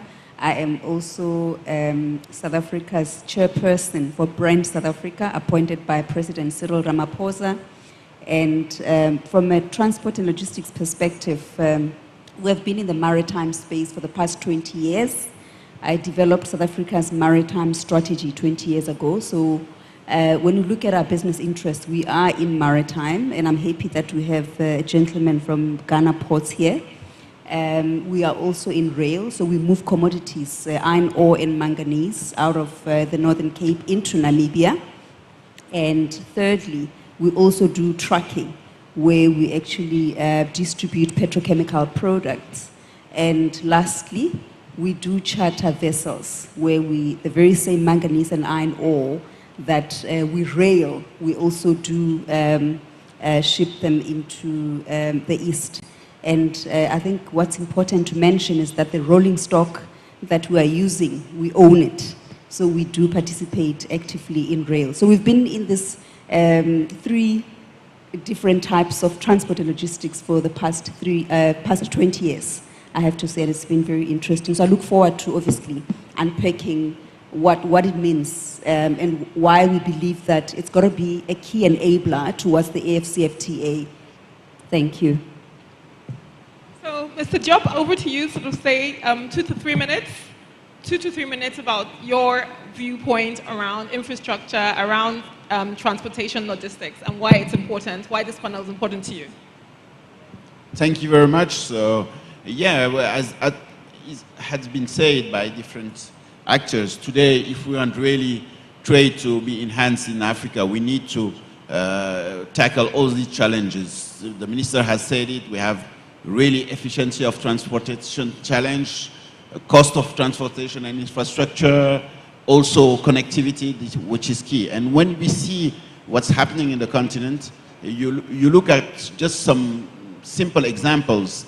We had a very big shift in Morocco intra-Africa trade since they have launched the Tangier ports, which reduced the cost, reduced the delays of transit, and allowed Morocco to grow a lot its trade between Morocco and the rest of the continent. So it's clear that today we need to tackle that challenges, and tackling that challenges mean also dealing with sovereignty and cooperating, because each country cannot tackle it alone, because we need to create road corridors, logistic zone on roads across the continent, so enhance integration. And I think that's one of the main topics, how we deal with this challenge by working together and leaving a little bit of sovereignty. I think it's one of the key points we have heard during all these days, how we move from individual countries to real integrated continent, because that's the main issue if we want to implement the Africa Continental Free Trade Agreement. So that's the introduction points. Thank you. Daniel, over to you, and say one or two. Hello. Thank you very much. Anytime we talk about AFCF and logistics, the first thing that comes into mind is connectivity. It is very, very important that every time we have such a conference, logistics should be taken very seriously, because without movement, there's no prosperity summit, there's nothing. This panel is supposed to be the most important panel in this discussion or in this summit, because without logistics, what is continental free trade? If you look at the passion that we have in the continent, when it comes to logistics, we have passion to start this movement quite fast and early, but there's no connectivity in the region. So what do? Summit like this give the opportunity to share the ideas so that we will know where to fit in. We are talking about 55 countries signing up for the continental free trade. Yet, we are not moving cargo, we are not moving boxes. We don't have a single shipping line across the sub-region. The airlines are fragmented. Human beings are scattered all over the continent. But the will is there to start this. So for me, it is very important that this discussion is taken to another level. I have been in logistics for 30 years across the African continent, in one of the most difficult terrains when it comes to logistics, where there are no much infrastructure. So summit like this open the doors for us to discuss and take it to another level. Thank you. Thanks, Daniel. Obwemi, a few words. Okay, thank you very much. I also just want to use this opportunity to commend the Africa Prosperity Dialogues and the opportunity given to Ghana Ports and Harbors Authority to be a sponsor and also a participant. But essentially, like previous panelists have said, transport and logistics constitute the fundamental basis upon which trade is moved from point A to point B, from production to consumption centers. And when you produce and you don't have the infrastructure and the facility to transport it to the market, or you get to the market or from the production center, you don't have the facility that will store the cargo and preserve it, till it is needed on demand, then you have a challenge. And I think that is a major issue we are facing in Africa. There is production. Our Minister for Agric talked about the Sisala area where maize is produced. That is the upper tip of the Ghana, close to the border of Burkina Faso. But the road network from the Sisala area to Kumasi and Accra is a challenge. And I think that is the issue here. How to ensure that there is sufficient and adequate and efficient transport infrastructure and distribution networks so that production and trade can move to where the market is. That is a major issue. And there are several areas where agencies, governments at the national level, ministries within the government, agencies under the various ministries can collaborate to be able to ensure that we work towards at least lightening up the bottlenecks that are facing transport and logistics. I think that is just the intro I can give. And down the line, I will talk about what the policy options can be. Thank you. Thanks, Michael. I got your name wrong the first time, but I'm going to come back to you on that topic around bad roads because it's a critical issue. But before we do that, sort of like introductory remarks on your perspective of transportation and logistics on the continent.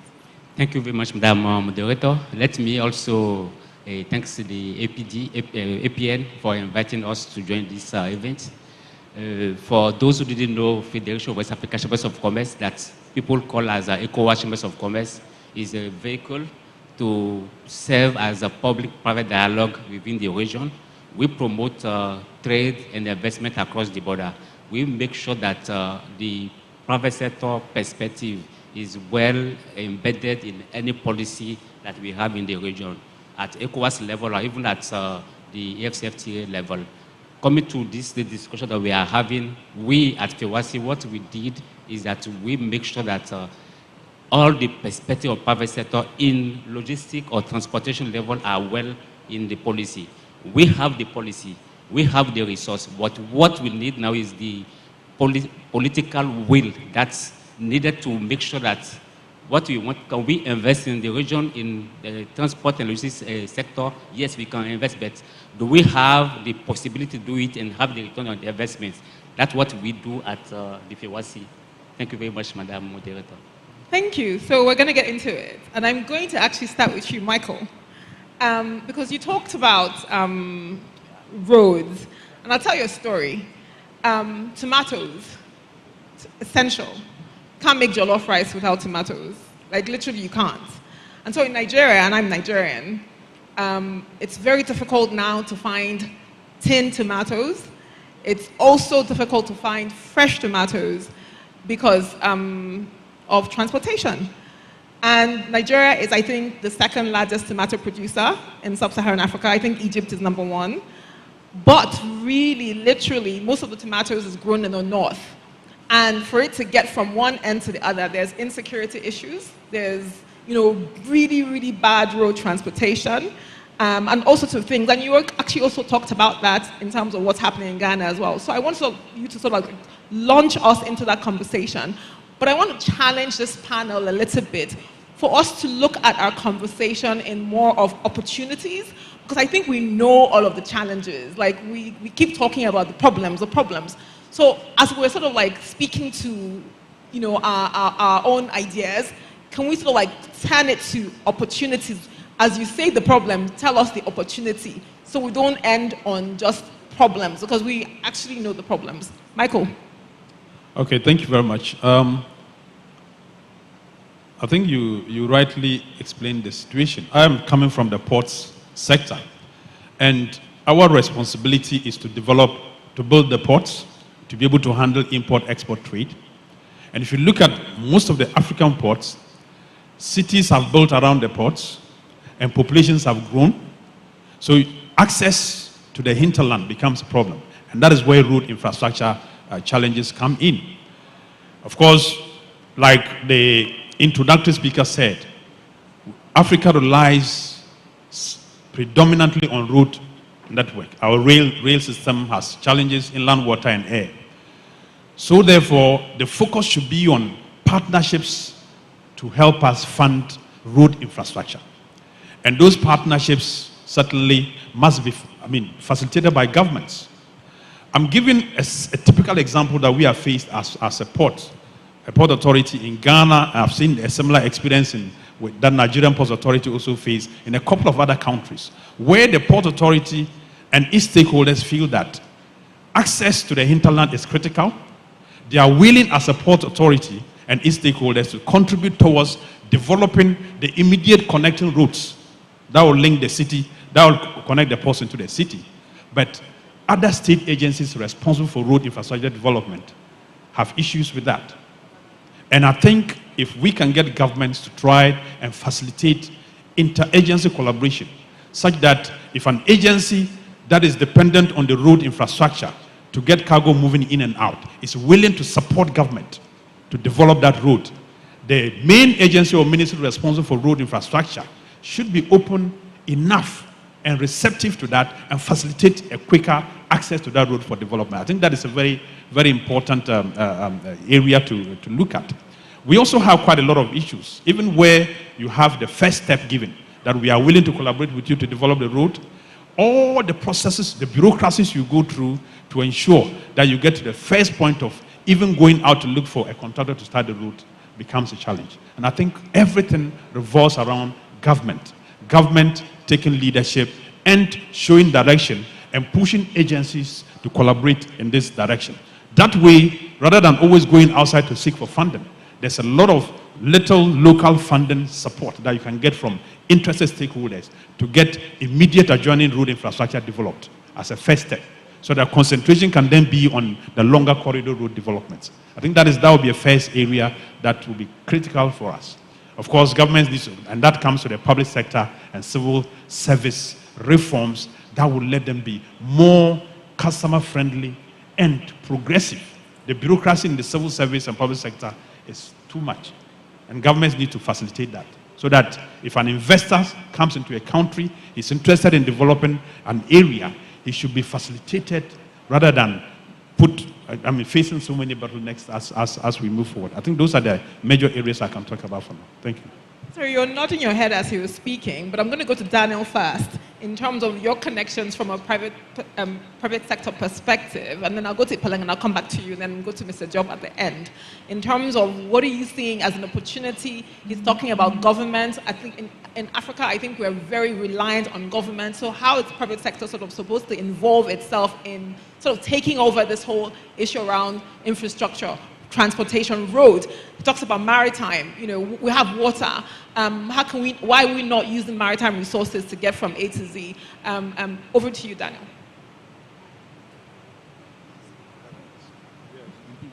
Thank you very much. You said something which I believe should be the focus. Opportunity. That is what this is about. After I brought to us a big opportunity in the continent. So it's about time we have to stop talking about problems. We've been talking about problems for years. ECOWAS is over 75 years. We are still talking about ECOWAS problems.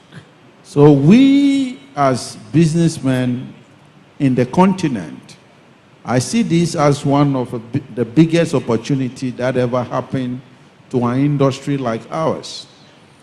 Let me be a bit practical. Looking at, you're talking about tomatoes. Getting tomatoes from the farmhouse to the consumer. Think about just tomatoes, the opportunities somebody within the chain can make. There's something called transportation. There's something called storage. There's something called the middleman between the transporter and the consumer, who is the freight forwarder. There's packaging. So it's a big market. This is an area you can make a lot of money when it comes to logistics. So if you look at the whole integrated chain, you realize that there is no other business within the continental freight trade that businessmen who have the love for logistics should look at. As we speak, the opportunities in the sub-region or the opportunity in the continent are enormous. If you want to make money, do you make money in a developed country or you make money in the developing country? Let's say in our generation, this generation, we have made a very big opportunity to make money where the infrastructures, where the needs are many. So, if Prosperity Summit, just read the theme, it's all about opportunity. Coming here today, I'm looking around, walking, shaking hands. This summit had provided me a big opportunity to network. I see more of networking than even the conversation. It's beyond that. So, in logistics, you're talking about a country. I can tell you, if you go to Southern Africa, in terms of logistics, they are more developed. We are yet to catch up with them. But if there are no vessels in the sub-region, Magdan Group is about starting the Black Star Line. So, I see that what after and the Prosperity Summit have brought to me is a big opportunity to feed a need. As I always say, when you find a need, you find the money. So, when you find a need, you get the money. Here, there's no single shipping line in the sub-region. So we just negotiated for our first vessel. It's sitting ready to come in. This cargo, right now you want to move one cargo from here across the continent to, let's say, South Africa. You pay about $6-8 per kilo. It's a big opportunity. How can we do it? You want to move cargo from here to Senegal. You have to go to Belgium before you come. The cargo can come back to Senegal. There's no connectivity in the region. It's a big opportunity for businessmen who want to go into logistics. So the opportunity is too many what AfCFTA is bringing to us. But we shouldn't think it's easy because the foreigners, the Chinese, the Americans, the Europeans will not really give us the opportunity to do it because it's going to be tough for them. Every single vessel on the continent is for a foreigner. Every single cargo plane on the continent is for a foreigner.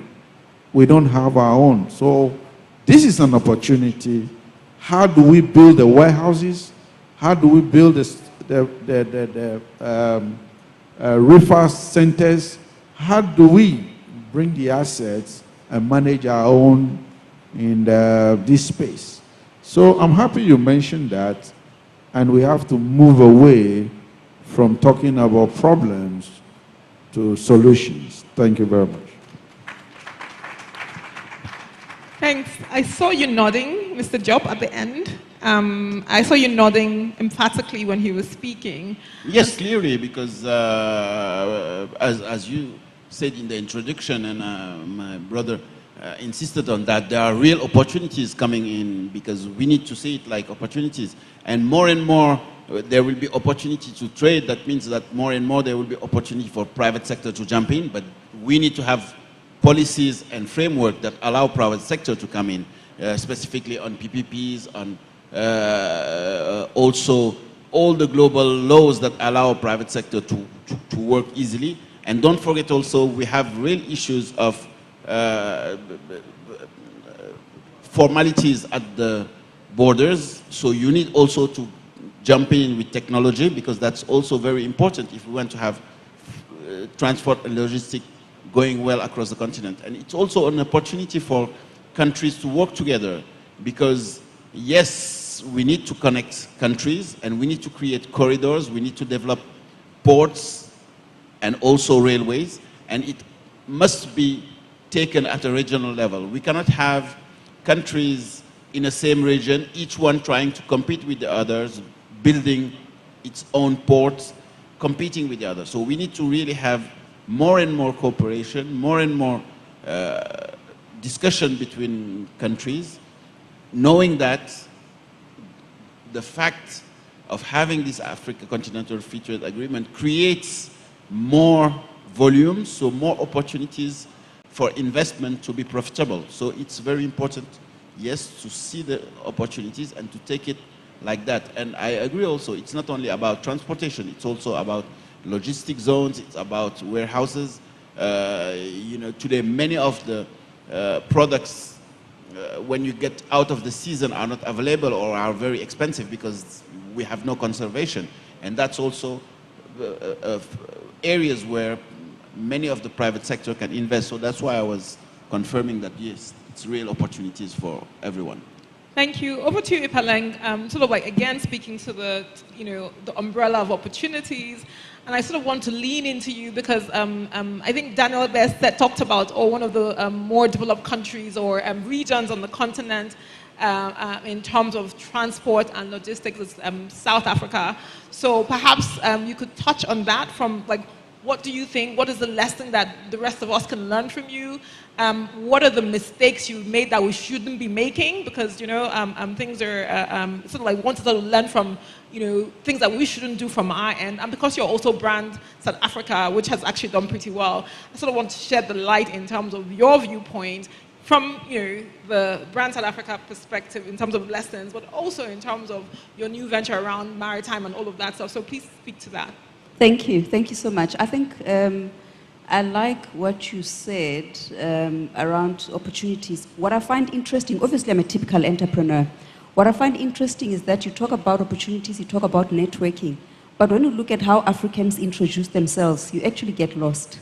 So you walk into a room and you don't quite get it as to how entrepreneurs or business, including corporates for that matter, when we started with the panel and you say, if you ask anyone sitting on the floor, have they captured what each and every single person on this panel does? Because it starts there. How do you introduce yourself so that you can create awareness about what you do, so that when you get off here and you go to the cocktail that we're going to have later on, I fully captured what you do. So what I find sometimes as Africans is that we are so shy about introducing ourselves explicitly. This is who I am, this is what I do, this is my experience. So I just wanted to put it out there to say it starts there when we introduce ourselves. And then secondly, if you look at the opportunities around maritime, for us, the opportunities around energy. And I'll just give you practical examples in terms of what we're doing. So if you look at our trucks that we're using to truck our commodities, we're decarbonizing them. So we're looking at how we convert the engines, and of course look at different energy sources to obviously focus on the carbon emission reduction. And I like what my brother on my right said around developing corridors. So if you look at South Africa and Namibia, we share a border. So we've got an N7 corridor where most of our trucks, they actually leave the mines in the Northern Cape and then they go and drop off in Namibia, they go through Botswana, come back to South Africa. So what we had done, we had to study the corridor and of course look at the activities, do our own studies, and then decided to put refueling stations along the corridor from Namibia, Botswana into South Africa, where our trucks, because they've been using diesel, we are now putting up refueling stations for them to use green hydrogen, and we're also looking at 2 energy sources as well, which is fuel cells as well as solar. So that's one simple opportunity. Energy, where we decarbonize on the back of the business that we do. Even with ports, when we look at most ports around the world now, we have to look at how do you reduce the emissions. And of course, we have to then say, what are the energy sources that we can use to be able to decarbonize that infrastructure? And guess what? If you look at the IMO, the International Maritime Organization, which obviously most coastal countries report to, they come up with conventions where they say, guys, it's important that we start looking at renewables, right? So how do we decarbonize that? So even for infrastructure, energy plays a key role. And as I've used an example also with our trucks, we're also doing that. So thirdly, looking at the rolling stock from the rail side, that too, we're converting that from diesel for that to also be able to then be converted into gas, right? So I think for me, it would be interesting for entrepreneurs or business people to look at that. You already are running a business. On the back of your business, how then do you do that conversion? Of course, it's got to be just. I have to mention that. And that just obviously, as we all know, I mean, in African markets, we've got a lot of socioeconomic imperatives that we have to address, but also most importantly, our journey is not going to be like your developed market journey. I mean, when we go to COP28 in South Africa, we've been very clear to say we will reduce, of course, we're looking at reducing our emissions, but guys, we've got to have electricity first. So we have to address our issues, as you might be aware. So I think when I look at what the opportunities are in energy, what I also see as an opportunity is also training, right? Capacity building, because you can actually repurpose. So if you look at South Africa, some of the towns are now, as we call them, ghost towns. I think Ghana is similar to us also with regards to coal and other mining communities.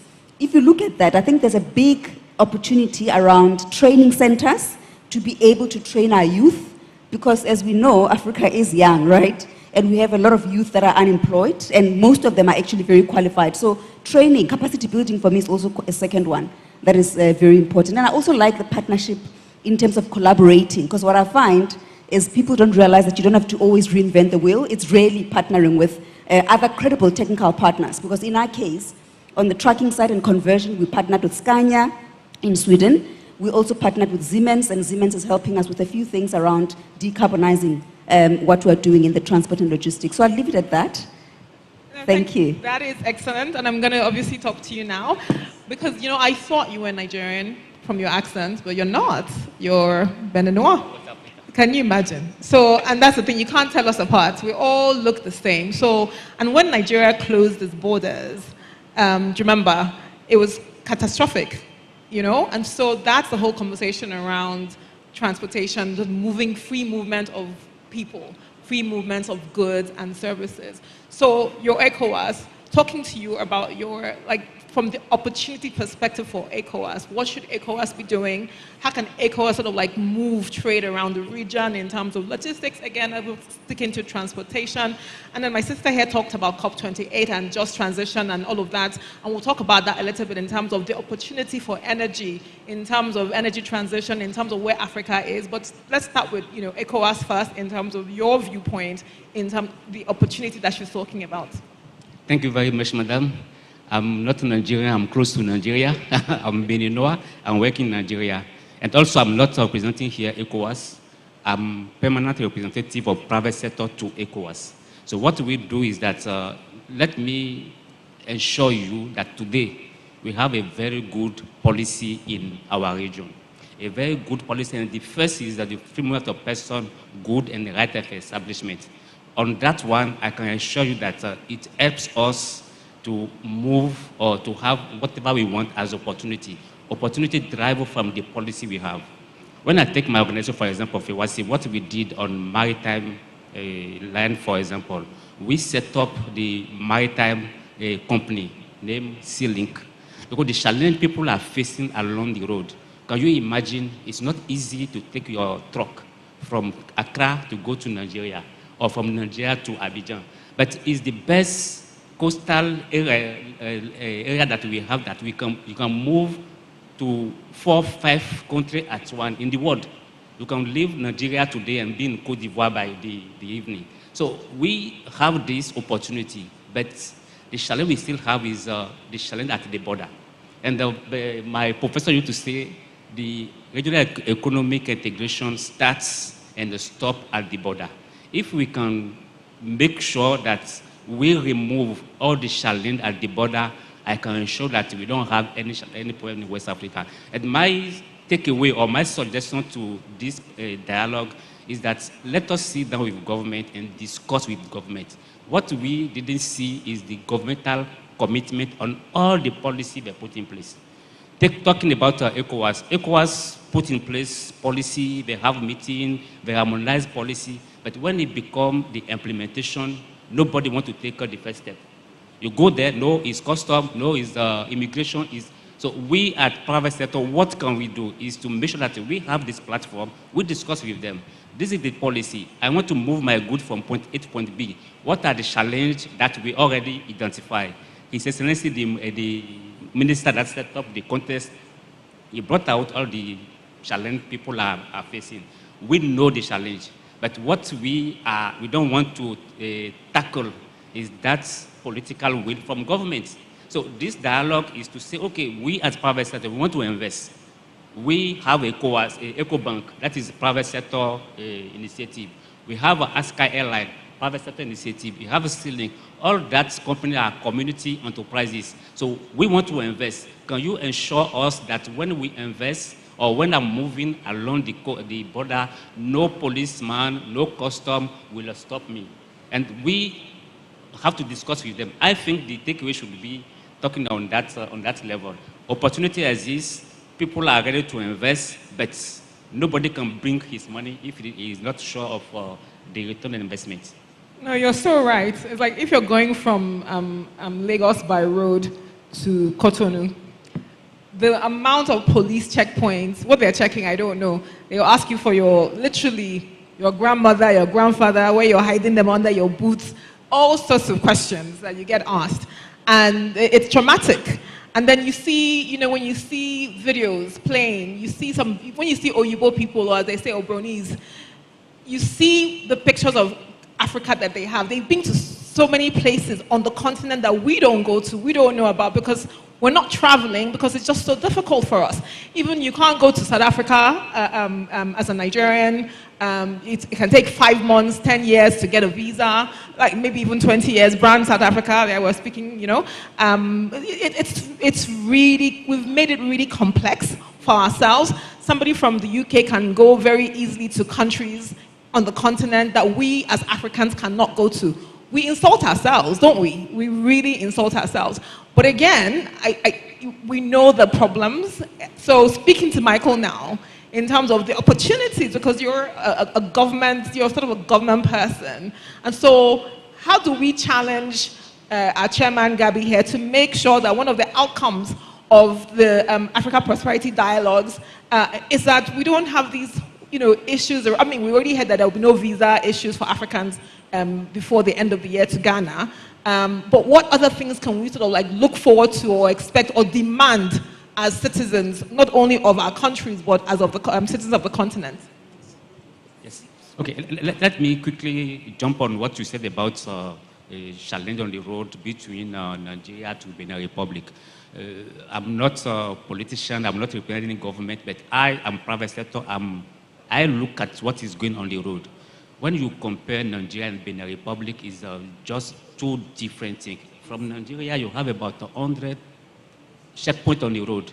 But in Benin Republic, from the border to the Togo border, I can assure that if anybody stops you, ask anything, in the next 5 minutes, we'll remove the person. So let us take the best experience of each country and show that we, as private sector, we need this type of enabling environment that can easily move. There's only 5 people in Benin. We're millions in Nigeria, so we need people to have jobs. That's why they're on the roads. If we provide jobs for them, they will not be. Michael, please. Okay, so I think the saying that we've had enough of the problems, we should talk about opportunities. From the whole of this morning, and there's sufficient literature to show that opportunities abound in Africa. Opportunities are there everywhere. But our ability to harness those opportunities, if it is trade, to move trade from point A to point B, that's where the challenge is. And we need to, once you identify the challenge, then you look at the solution. And the solution is what we are talking here. Now, road infrastructure, rail infrastructure, inland water, maritime transport infrastructure. We need all these to be able to either, one of them, road in particular for our continent, let's even get the roads properly developed with highways. If you had highways that would link even just Ghana, from Accra to the northern part of the country, where you wouldn't have to go through towns and villages, speed ramps, police checkpoints, pedestrians crossing, and delaying your journey. Certainly you can set up your industry up in the north, and you know that when you produce and harvest, you can quickly get to the market center. So I think that this dialogue, maybe the next series of the dialogue, should be looking at each of the transport and logistic infrastructure that is required in Africa, and then take stock The issue is about taking stock at the level of every country. What do we have? What is the gap? What are the efforts in the shorter term, medium to long term to fill those gaps? Then we can have a clear picture as to the progress that we are making. I think that should be the next step for these dialogues. Thank you. Thank you. So I'm going to sort of give everybody 1 minute or less to talk about, your big hope for the continent, what the key takeaway you want from this event, and what's the future for our tomorrow. But just keep it under 1 minute if it's possible. And then also, what's for the future for the African young person? What should we hope for? I'll start with you, Job, at the end. Okay, thank you. I think, quickly, just to sum up, I think one of the key points we have talked about it is the political will. We are implementing AFCFTA. Nobody is, again, talking about the free movement of people treaty, which no one is signing. So I think there is a real dialogue we need to have during this conference with the head of state to be sure that there will be a real commitment to do things, because that's the most important, the will, because the will gives the trust on mutuality and gives also the more I would say cooperation between countries and more work for African integration. I think that's the most important thing, because the opportunities are clear, the challenges are clear. Thank you, Ipeleng. 1 minute, please. Thank you. I think mine is just three-pronged. One, we've got to be strategic. If you look at Asia and you look at how the Chinese actually tackle opportunities, they tackle them as a group. It's China Inc. It's not individualism. So I think we need to also harness the advantages of collectivism versus individualism. I think secondly, it is the fact that we need to be intentional. I find sometimes we're not as intentional as we should be, and we should not be shy. We should not shy away from being intentional, because wherever you go, you've got to be clear about what you want and how you want to do that. And I think the third thing is for us to learn to always solve for the value chain. Sometimes you actually look at, so for instance, if you're a miner, you're looking at the commodity, and I always say, no, I'm not interested in your coal. What I'm interested in is actually to capture the value chain. So let us learn to actually think like that. How do I solve for the value chain and take advantage of the different aspects of the value chain? Thank you. Thank you, Ipeleng. Daniel?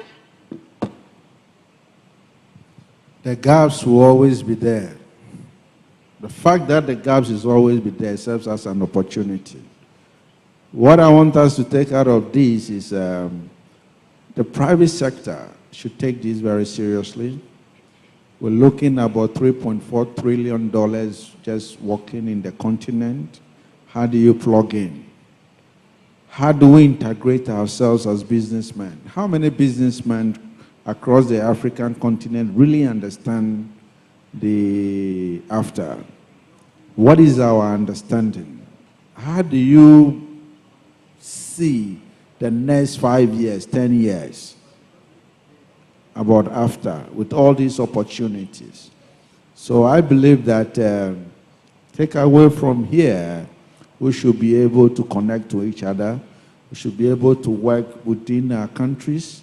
Businessmen shouldn't be selfish within your country. The smaller you look inwardly, you become small. As you look beyond Nigeria, Burkina Faso, South Africa, Niger, and the rest, the opportunities are abound. So let's stretch our hands to our other neighbors in the continental free space so that we'll be able to capture the big pie. I can talk about the logistics aspect, whereby you can be here and have warehouses sitting in Nigeria. Somebody can be in Nigeria having, just connect. That's all the after is about. And also, one aspect we shouldn't forget, as businessmen who want to take opportunity, we shouldn't forget that the custom aspect of the continental free trade is very, very important. The custom aspect, if you are a businessman, you don't look at that aspect, you'll be frustrated. But immediately you understand moving by road, by sea, by air, by rail, you understand that it will be easier to move. Which model is easy for you to move?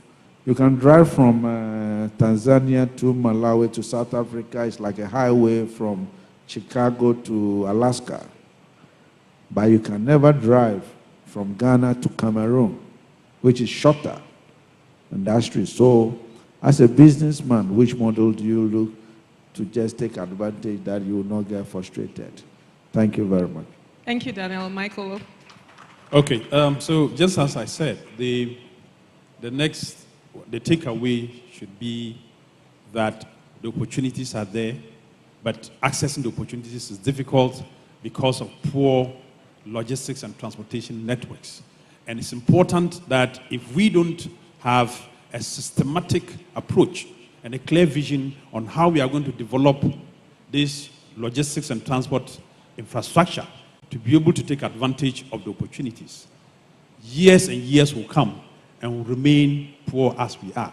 So the dialogues should be looking at taking stock of how we are opening the continent to trade. And the opening is accessibility, connectivity. At the level of every single country and corridor in sub-region, where are we in terms of the progress we are making in opening the continent? And then what efforts are we making? What partnerships are we building? What frameworks are we putting in place to ensure that we can at least progressively achieve something so that even if today's generation is not able to get it, there is a path that the future will go through to achieve it. Thank you. Thank you. And final words? Yes, thank you very much, Madam Moderator. I think for me, my takeaway should be to the chairperson of APN and the board. You just started this dialogue. We all know the problem, the challenge, the opportunity, but what we need is somebody that is close to decision maker, or the people who are taking decisions, like having government commitment. The resolution of this dialogue should be something that we can discuss together under Africa Business Council that I'm representing, the Federation of West African Chambers of Commerce, and you discussing with authority that this is what we have as a challenge. And what we need is your clear commitment. We need you, your support as the authority to talk to the agents at the border. Because if we sort out the channel at the border, we will really achieve what you want. So everything is coming back to you for this dialogue that you're organizing. And I want to take the opportunity to thank you again for inviting us from Africa Business Council and the Federation of ECOWAS Chambers of Commerce to this discussion. Thank you. Thank you very much. Gabby, you've been challenged. Africa Prosperity Dialogue's been challenged. Thank you to our distinguished panelists. I'm sort of going to end. I'm not going to sing like the other moderator, but I wish I could. But Kweku the Traveler did say, I'm going to run my race. So we as Africans, we have to run our race. We have to keep our pace. We got no one to blame but ourselves. So let's move. Thank you, everybody. Thanks for your time. Good evening. Thank you, thank you. A quick family photo, and then we move on from here. And if Mr. Tal is available, may you kindly join me upstage. Mr. Tal. Is Mr. Tal here with us? Can we kindly have the family photo quickly? Great.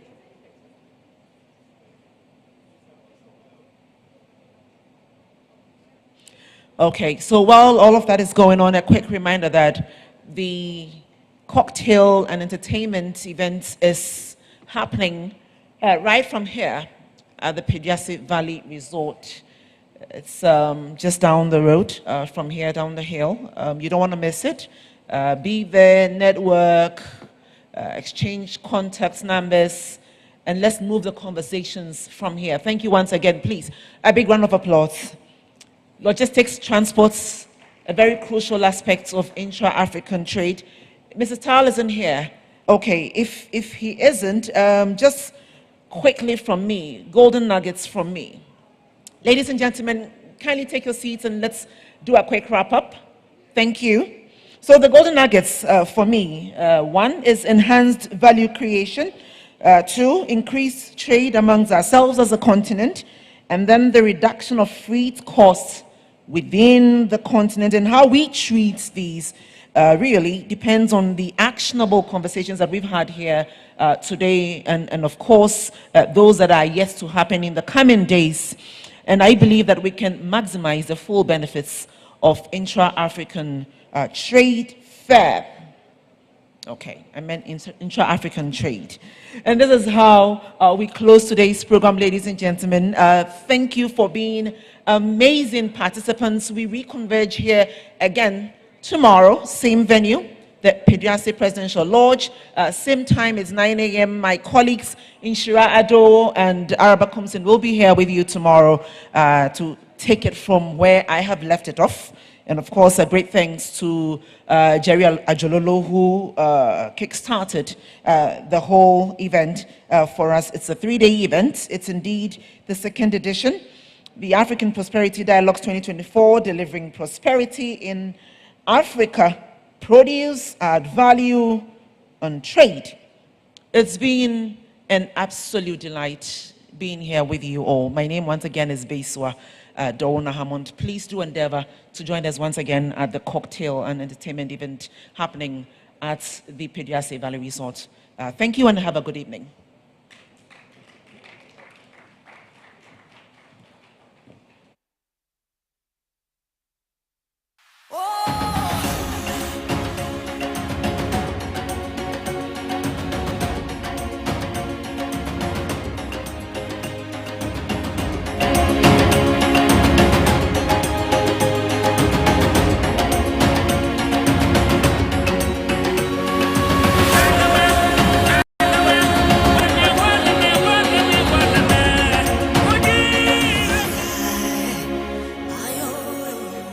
Recognizing Africa Prosperity Dialogues 2024.